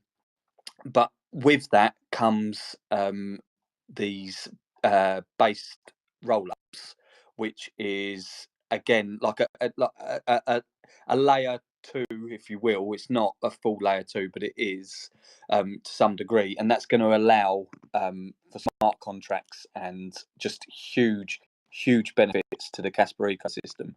So the trajectory, I'm terrible with words, man. If I said that wrong, I apologise. The trajectory is looking extremely good for Kaspa. But what I will say is it's really important to do your own due diligence and to really deep dive into these things, because I'm just some guy talking. I don't have all the answers, and I am not infallible. I can be wrong and I can be right. So to make your own convictions is the biggest thing you can do for yourself. Luke Absolutely, thanks. Luke might actually have more to say on this as well. Luke's a fantastic speaker, and I saw him unmute his mic. Oh no, I was just going to say, Chris, in addition to that, Navid, if you want to find out a little bit more about Kaspa and sort of, the overall, I always direct people to go check out Kaspa Silver, his YouTube channel. There's a great, fantastic video there. Really sort of breaks down for beginners of Kaspa and just gives you an overview of everything there. So definitely, if you're new to the project or you just want to understand the state of everything, jump over to his YouTube channel. Check it out. Thanks, Luke. Thank you so much. Thank you. We'll do that. No problem. Always glad to have new people in the space as well. So welcome to the Kaspa community.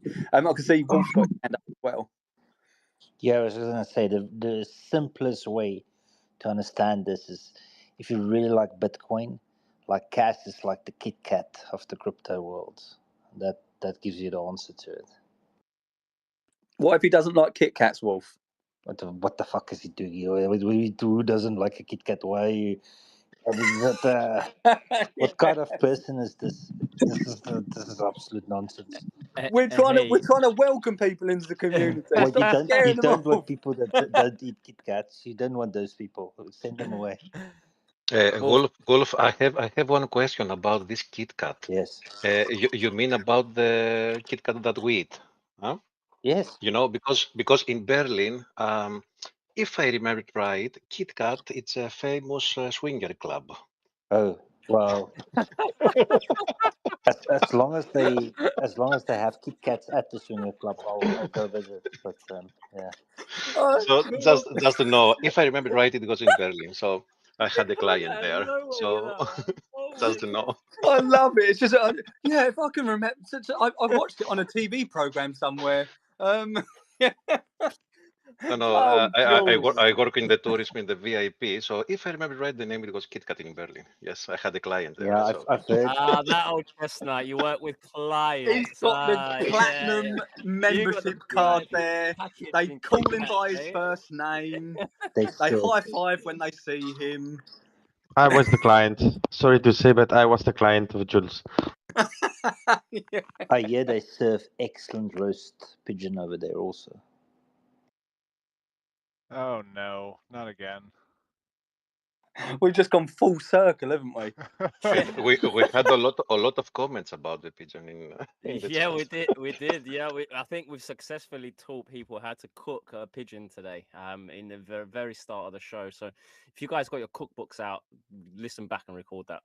But Wolf, I was going to ask you, what am I going to bring over to the meetup we're having at the end of April at your bar?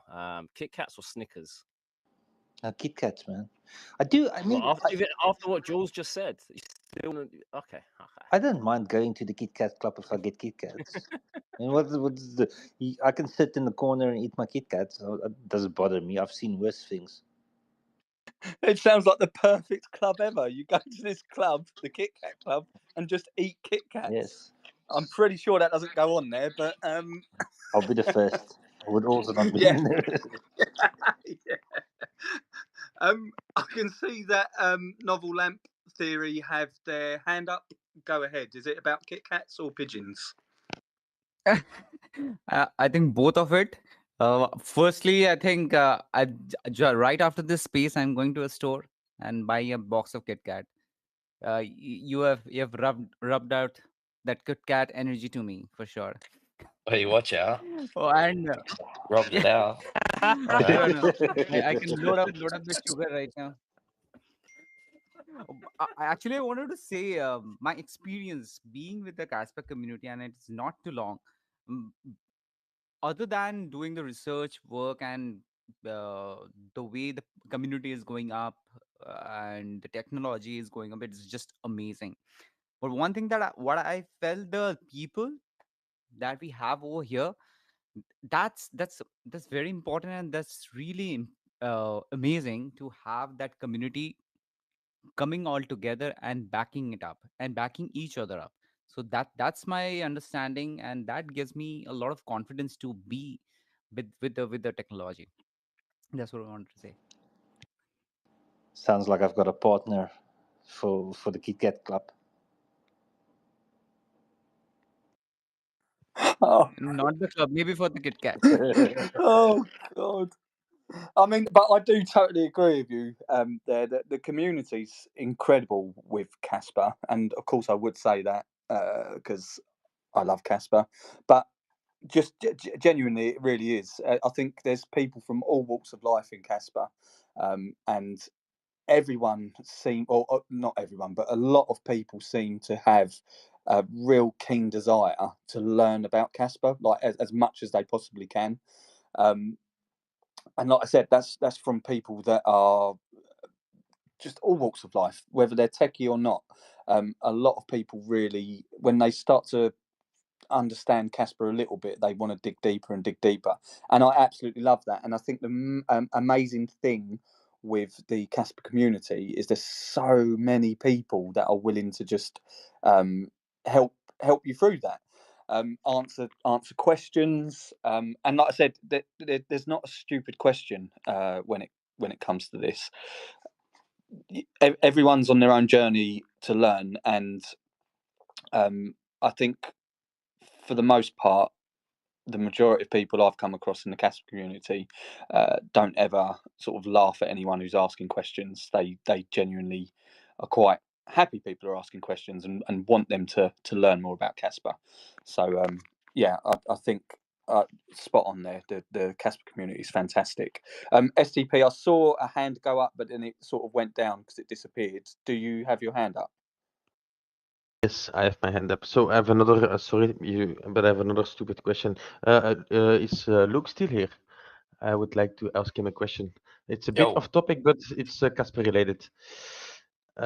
So I see a lot of people talking about crescendo and 1 block per second, 10 block per second, but isn't it's actually an average? So it's not 10 blocks per second or 1 blocks per second exactly, but an average since it's a block deck.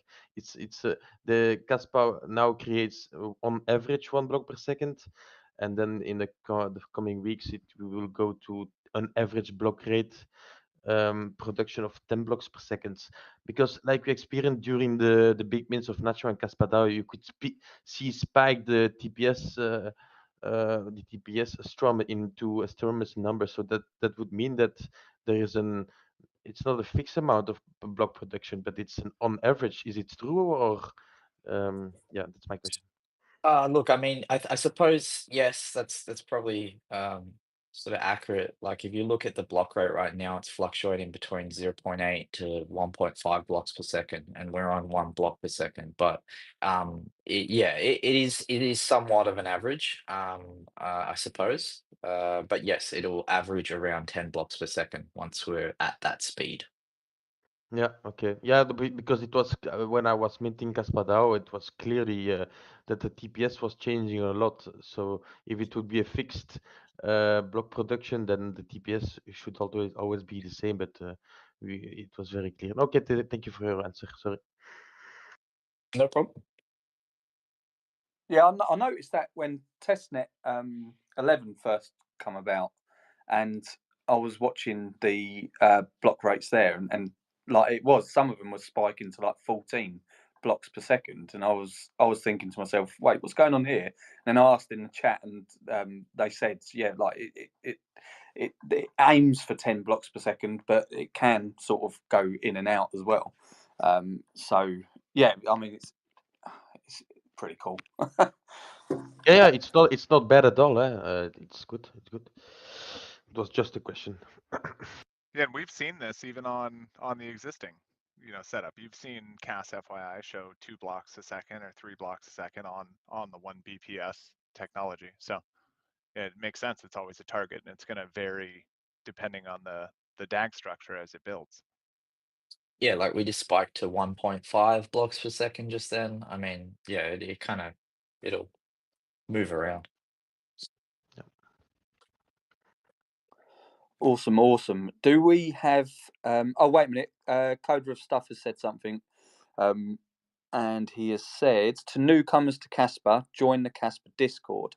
Ask any questions there. 100% do that.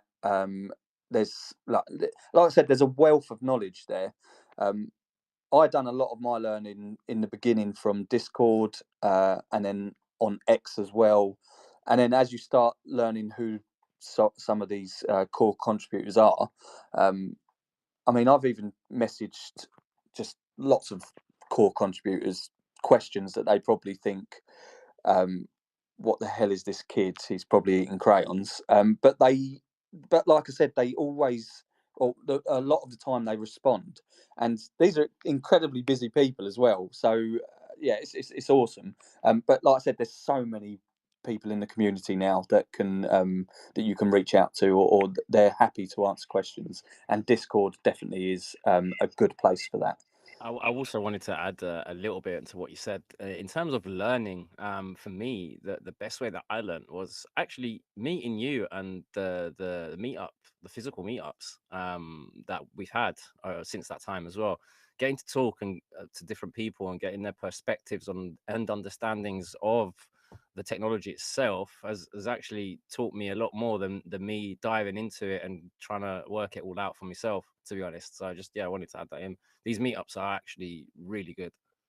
Dude, I could not agree with you more, Levendi. The events that we've gone to have opened up so much learning that would have taken weeks online of back and forth and trying to get someone to respond for a little while. And that's not to discount the cast Discord at all, right? Like Coder stuff's 100% right. Get in there. They're amazing people. They respond. And even to Chris's comment, like they don't think that you're playing with crayons. They literally treat you like an adult and respond with respectful help. It's awesome. It's an amazing community to be part of. But go to events. If you see Kaspa events, go to them.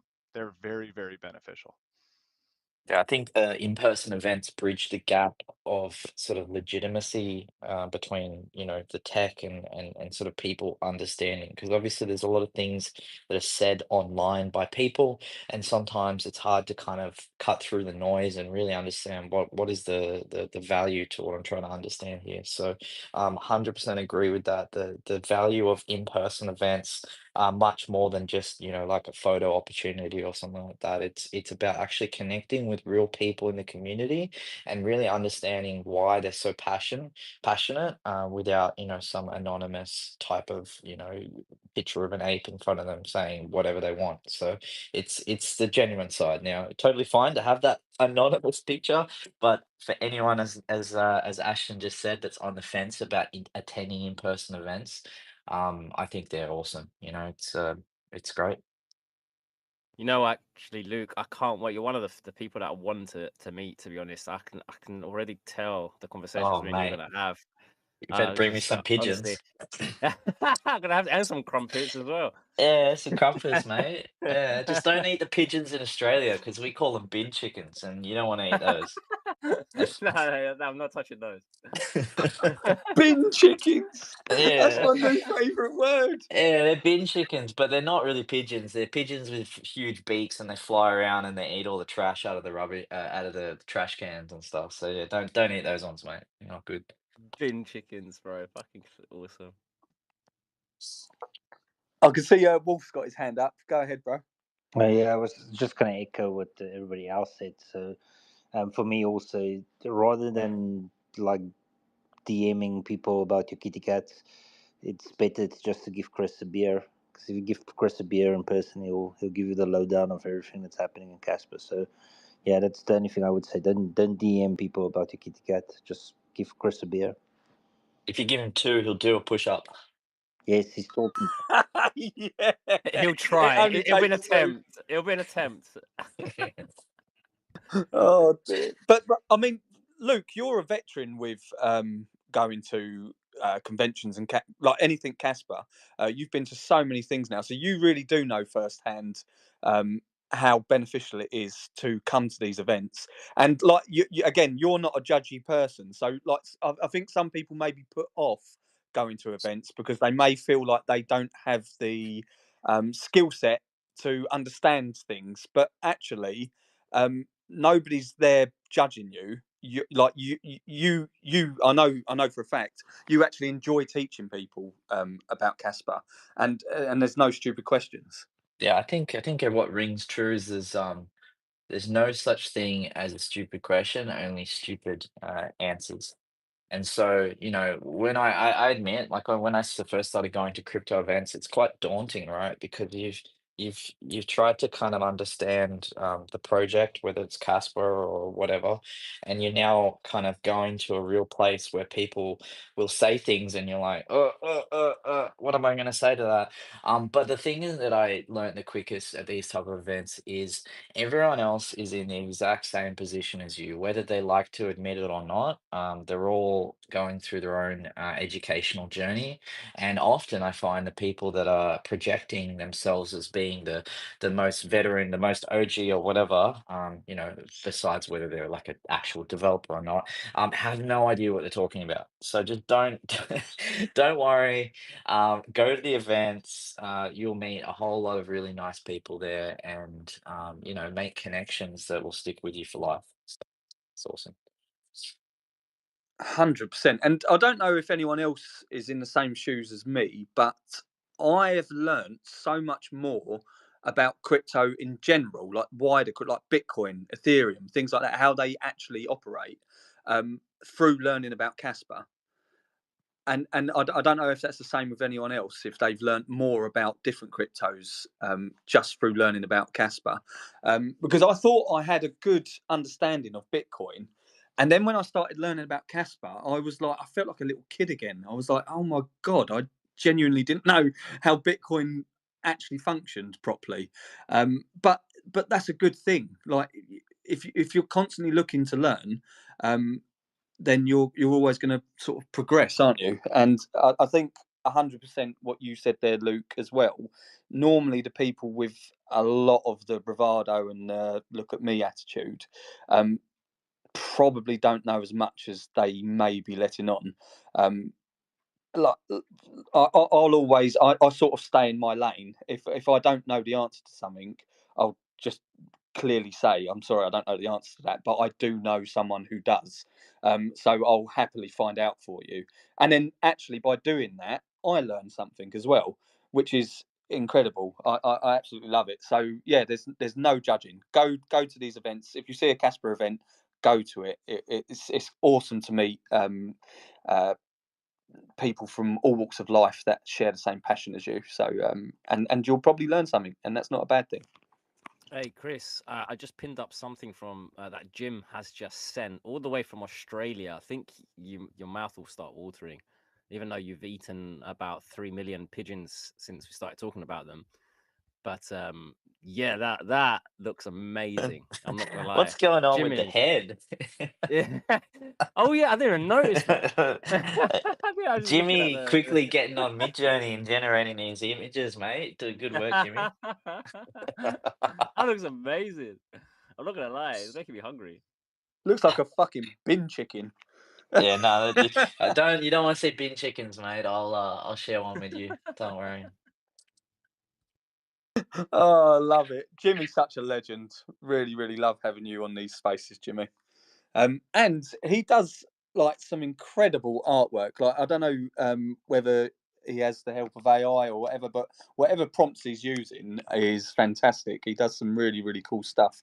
And funny enough, yesterday on cryptopumpz live, a lot of people were wearing, or certainly cryptopumpz was wearing one of your t-shirts that I the Kaspa ones that I gave him when I saw him in Dublin, and Luke has one at hand always. He showed his off, which was fantastic. I have about 10 at hand. Jimmy loves sending me stuff, and I love receiving his merch. He's a fantastic creator of merch. It's awesome. Totally agree, man. I've got a bag full still of because he sent me over so many of these can coolers, and I absolutely love them. But not even I can drink that amount of beer. I take them to events we do and hand them out to people there as well, and they absolutely love them. The Balls Deep one is my favourite one of that collection. Yeah, no. For anyone who's not aware, it's a nice image of someone bowling with Kaspa. So it's not something without context, Chris. I don't know if 99% of the people in this audience will understand what you're talking about, but yeah, definitely. Yeah, definitely good to add context there. Otherwise, they'll think we're talking about the Kit Kat cow. Oh dear. Anyway, let's go back on to what we were discussing before. Do we have any more questions for Zealous Swap, Levendi? No, I think we've gone through pretty much everything that has been asked, and people on the panel. We've had some new speakers joining the panel, which has been great to see. We've had some regulars coming up and asking questions. And just as I said that, I see STP has raised his hand. What's going on, STP? You got another question, mate?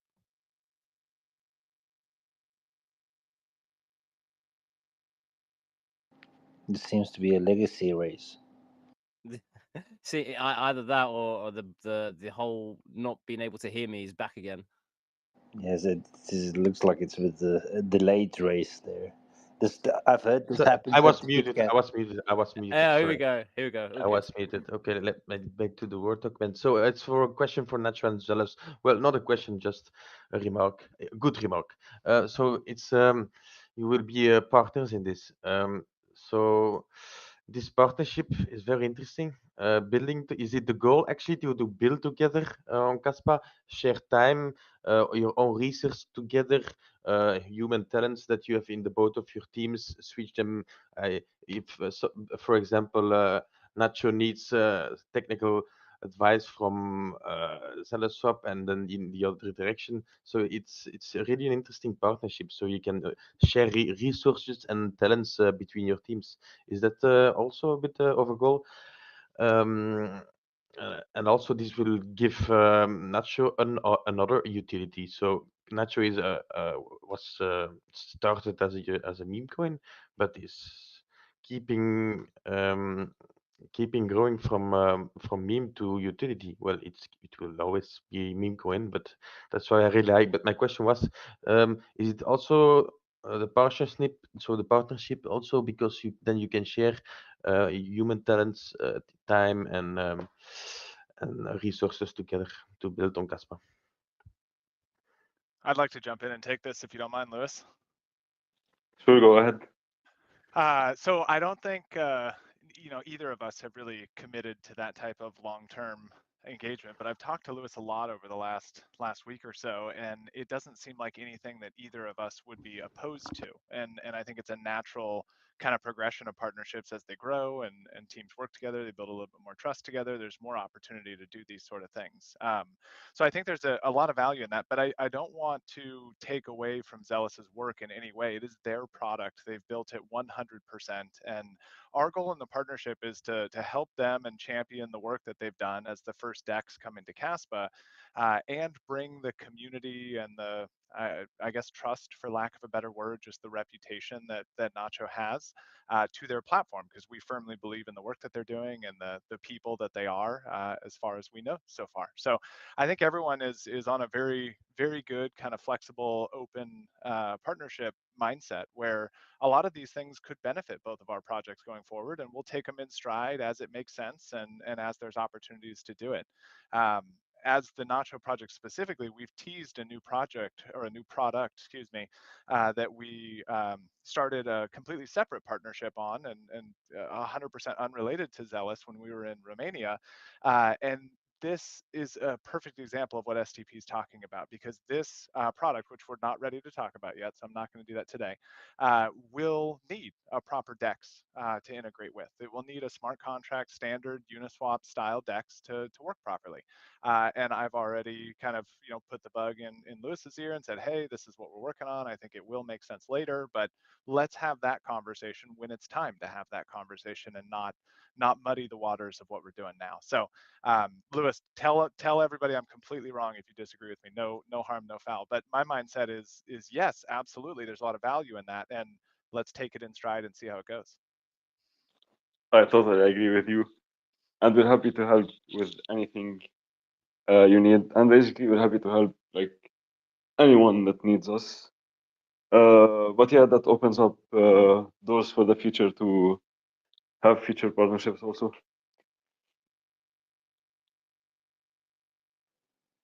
Okay, thank you guys for your answer. So I won't say anything again in this summer. It's finished now. Thanks, STP. Always welcome to ask questions, man. Yeah, Amazing. you're too hard on yourself, man. Every time Yeah, you come up man. here, you're like, my last question, or this is a stupid question. Dude, you ask really good questions. Yeah, and you keep do. the conversation going. I think there's a lot of value to you coming up here. 100%. Okay, thank you.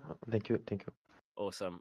We've just had another question coming from the YouTube side of things. Well, yeah, pretty much a question. So somebody called New Fortune over on YouTube is saying, I'm new to blockchain and smart contracts and DEX development. I want to develop, but is there any resource so I can teach myself to do so? General question to everyone on the panel. So basically, yep. Go ahead. Go ahead, man. Yeah, so basically how I've learned to develop on the EVM is by watching YouTube videos at the start. And then I started taking Udemy courses, and then I started learning the rest myself, like Googling it and stuff.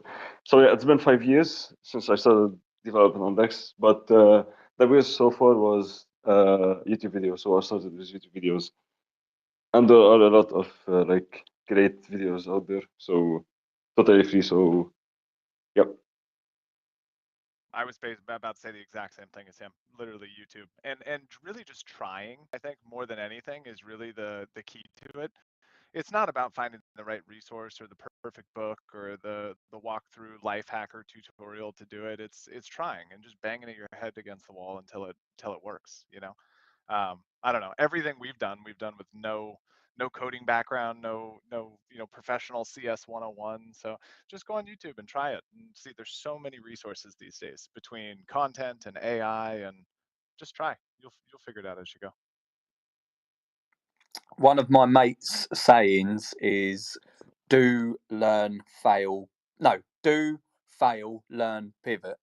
And that's his mantra. He literally tries to fail as quickly as possible at everything he does, because as soon as he's failed at it, he knows what he needs to change, and then he can win at it. And so again, it's sort of like that, isn't it? You try, keep going. You start learning, But the main thing is to do. Yeah, dude, that's beautiful. That saying that your friend uses. We've got one similar in my house, especially for my 14-year-old daughter, because she's at this phase where she just gets extremely like lazy, unwilling to clean her room, stuff, and she goes, "Oh, I'll be motivated later." And I think it's a big problem with people in the world is they wait for motivation to do things, and it's not how it works. You start doing it, and then a couple minutes later, you all of a sudden feel motivated to continue doing it. We got it backwards. Just try, and the learning will come with the trying. Your kid's 14 years old. You're only 36. Did you go to the kitty cat club when you were a much younger man? You want to make it worse? You're wrong about my age. I'm 34. Oh my But no, god. there were no Kit Kats involved. Okay. Fair enough. Oh, how did we get here? It's awesome. We have phone wars, we have technology wars, we have snack wars now. It's absolutely amazing. If anyone's interested, I'm building an iPhone non-pigeon Butterfinger club over here. Yeah. Can you see as many crumpets as you want? Oh god, here we go. And then Hey, just say yo. Android, guys. Just stay on Android. Sorry, speaking of crumpets, you just reminded me. I need to collect my bloody crumbs again. I almost forgot to do it again. Bloody hell! What? Okay, I'm gonna get on that now and collect right now. Yeah, this would be a lot easier if you didn't ask for that VPN security thing. Yeah, it works really well as well. It does work really well. It's doing its job, isn't it? I'm really pleased with how well that's going. Actually, it's really good to see quite a lot of people were interested in collecting their crumbs, and I mean that was the point of it. It's completely free, just to spread it out to as many people as possible. So yeah, I'm actually really impressed with how well it's doing. I think it's like 2 million tokens per day. Yeah, just on over, average. averaging just over. And since you recently spoke about it on X, on this platform, that was just under 50 million collected, if I'm not mistaken. We're now approaching 60 million tokens collected, and I think you only sent that post yesterday, was it, or the day before? I can't remember. But yeah, it's there's a lot of interest in there. I'm getting a lot of messages in the back end, and when is it opening? When can I start writing? When can I start reading? What's going on here? How is it getting split? It's awesome. It's awesome. And off the back of that, actually, I'm getting all of these questions through a Crumpet Media chat dedicated here on X. So if you're a crumbs holder and you would like access to this chat, just simply let us know and we'll add you in there, and you can ask any question you like. Awesome, man. Yeah, it definitely is. It definitely is really cool to see people who have got an interest in it as well. I think the decentralized media side of things, just for me, it's brilliant. Like I said, there's no one really to like. You see it in media nowadays. Like if you know the right people or you chuck a brown envelope to the right people's hands, you'll get any sort of message or propaganda or whatever just pushed out there. I think this is just a much fairer way of doing it, and I think it's a really cool idea. So yeah, I can't wait for the toaster to be absolutely empty so we can really push this out. But if you're someone who is looking to write an article on Crumpet Media, then write it now, and then literally just save it in one of your Google Docs or something, and then all you have to do is when it's up and live, you can copy paste and you're ready to go. Anyway, enough shilling from me. Zealous Swap, did you have anything you wanted to say before we move on? Because I know Nacho's got some updates as well that we want to share. So yeah, did you have anything else you wanted to say before we move on to Nacho? No, I think we've covered everything, and I'm really happy to be here. It's like my first space, my second space, and it's by far the most fun one. It's a really nice place to be. Oh, awesome, man. Appreciate that. Awesome to hear. Oh, yeah, that was a bit of an echo there. Sorry. Awesome to hear. Thank you for the kind words, man. I appreciate it. And you're welcome back on the stage every single week, man, whenever you want. Yeah, definitely. Appreciate your time for coming up and speaking to us and letting everyone know about you guys. I think, like I said, I think it's really good for everyone to ask the questions they want to ask and find out more about who's developing what on Kaspa. So yeah, really appreciate your time, man. So Ashton, have we got some Nacho updates? Very few. Really just announcements about the announcements. And I know how everyone hates all that, but that's all you get today. I got 2 of them. So this Thursday, there's a YouTube live that I will be on representing Nacho. And we're going to be talking about 2 things there, in addition to kind of project background and standard stuff that they like to do. One is the big listing that we've all been waiting for, that has been locked and loaded for a couple weeks, ready to go, and just waiting on better market conditions.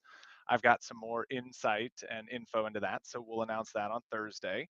And we're going to be talking about the last and final level of the NFT perks for the current campaign, I guess, that we're running. These we've been releasing slowly over the last like 15 days. They've got merch packages for level 1.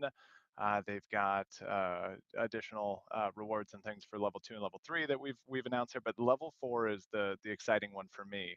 I don't want to give it away yet, but if you're a miner, you're going to want to be there. If you're a miner that doesn't like paying for electricity, you're going to want to show up to that twice. So that's going to be Thursday.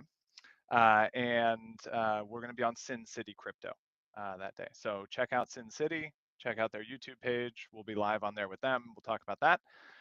And then I think next week, early next week, maybe the end of this week if we get lucky, we're going to give some more insight into the new product that we've been teasing that will work quite well with Zealous Swap that we heard about today, and some insight into the event that we've been talking about, in real life event that is going to be late this summer.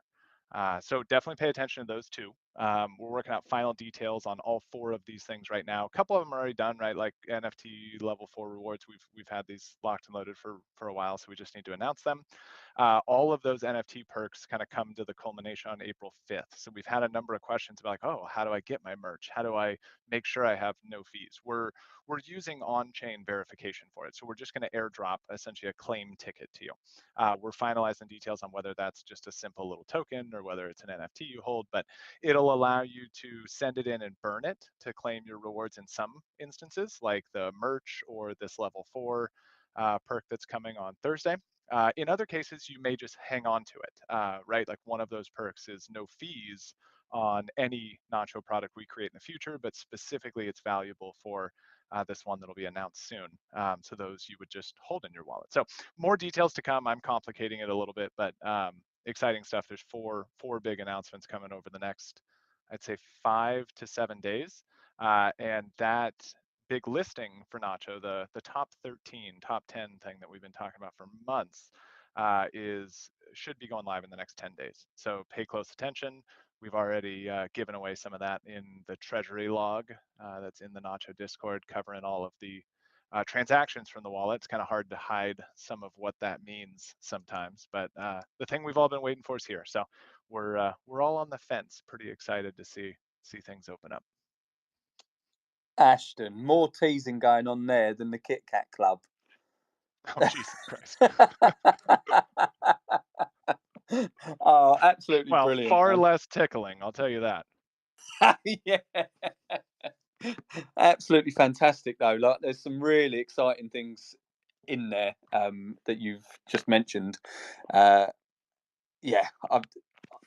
it's going to be awesome. So really looking forward to those official updates. Going to be brilliant, man.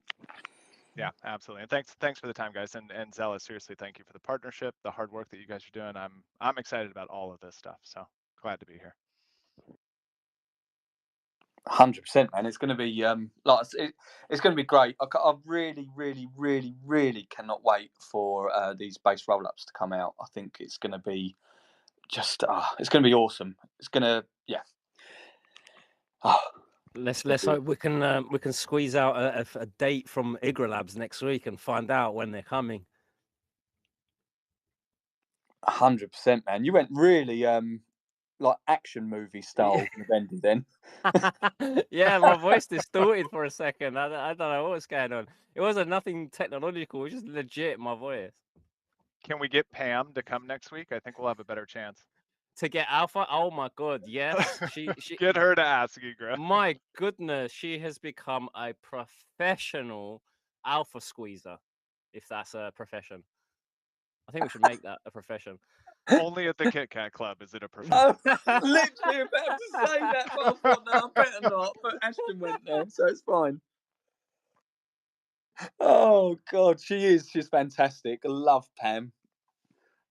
She'd make a really good judge, I think. You know, like sort of, she's got like Judge Judy Oh, vibes. you don't want her dropping the hammer. She's done that on every single day in the Web3 Poker Club Discord. So running a poker club online, we get a lot of people trying their luck to cheat, right? And Pam is right behind them, on them, with that judge's hammer, waiting to ban them. So yeah, you've hit the nail on the coffin there. She is a really good judge. Absolutely love her. I think she's great. She is a really, really nice person as well. Yeah, brilliant person to have around. I can see Jules has got his hand up. Go ahead, Jules. Yes, guys, because now I see that we go at the end. Just one reminder about next on Sunday, the KDAO AMA that we have. Okay, so guys, set reminder, get insight on KDAO X page and follow this. We will have a great alphas on that day about KDAO. And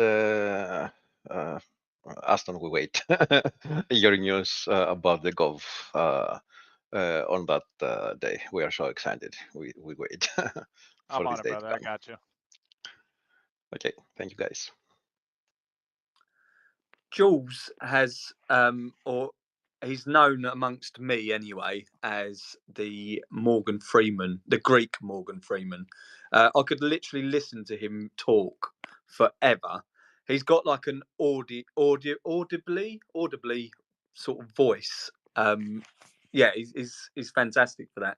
I really, really, really would love him to narrate my life one time, like in Shawshank Redemption.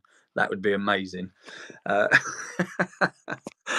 also an update if anyone cares. I have seen what a bin chicken looks like, and my God, it looks nothing like a pigeon here in the UK. Yeah, so I think we're safe. My goodness me, when I saw that, I thought that was a fucking dinosaur. Sorry to say, Jesus Christ, that's not a bloody pigeon. That's 8 of them stacked on one. Mate, they don't mess Right. around down under, all right? Watch out. No, it looks hard as fuck. It looks like it shaves and has tattoos on its arm. Mate, that bin chicken has 3 kids at home that needs to look after, right? And it's got to do what it's got to do. There's one thing they do in Australia. They do it big and hard with like all of their fucking animals, man. I've seen the size of some of your spiders. Jesus. I'm sure there's a joke in there about the Kit Kat Club somewhere. But I think we've reached a nice ending to this space. What an absolute banger of a show it has been today. I've really enjoyed getting to know more about Zealous Swap, hearing all about the updates, and having that banter we always have on this show, man. And I've got to say, it's one of the best shows out here. Even if I do say so myself, while me and Chris sit here hosting it, I love this show. I don't even care that I'm going to work in the morning. I've got to be up in 5 hours. I don't give a shit because I'm here. I'm here, blockchain banter every single Monday. Love it. I totally agree with you as well. There's 2 people here that totally agree that blockchain banter is the best space out there, and we are totally impartial. I do. I genuinely, I love it. I love doing these. I think they're fantastic. And like, if you're someone who's listening out in the crowd and you think to yourself, I'd like to make a space, do it. Do it. Especially if you're talking about Kaspa, just do it. The more people that make spaces about Kaspa, the better the adoption. So yeah, if you're someone who's listening and thinks I'd like to do a space about Kaspa, do it. It'd be brilliant. anyway, I do really just want to say a massive thank you to everybody up here on the panel for taking the time to come and speak to us. Zealous Swap, you've been fantastic. Thanks for telling us all about what you've been up to and all your updates. Really exciting stuff with the partnership with you and Nacho as well. And yeah, the rest of the panel, absolutely fantastic having you guys up here. And a massive thank you to the audience who've taken the time to listen to us all ramble on about different things. We hope you come for the blockchain but stay for the banter. And yeah, a good night from me. Massive thank you to all of you guys. Awesome way to end it there. We hope you come for the blockchain and stay for the banter. Get that on a t-shirt. Holy shit, what a statement that is. Oh wow, bro, Chris, I'm not gonna sleep tonight after that. Amazing. I don't know what to say. You've stumped me dead. You've stumped me dead. I can't say. I don't know what to say. I guess I've got to say good night and see you next week. Love it. See you later, guys. Thank you. Thank you so much for having us, guys. Thank you for everyone who listened. Goodbye and good night.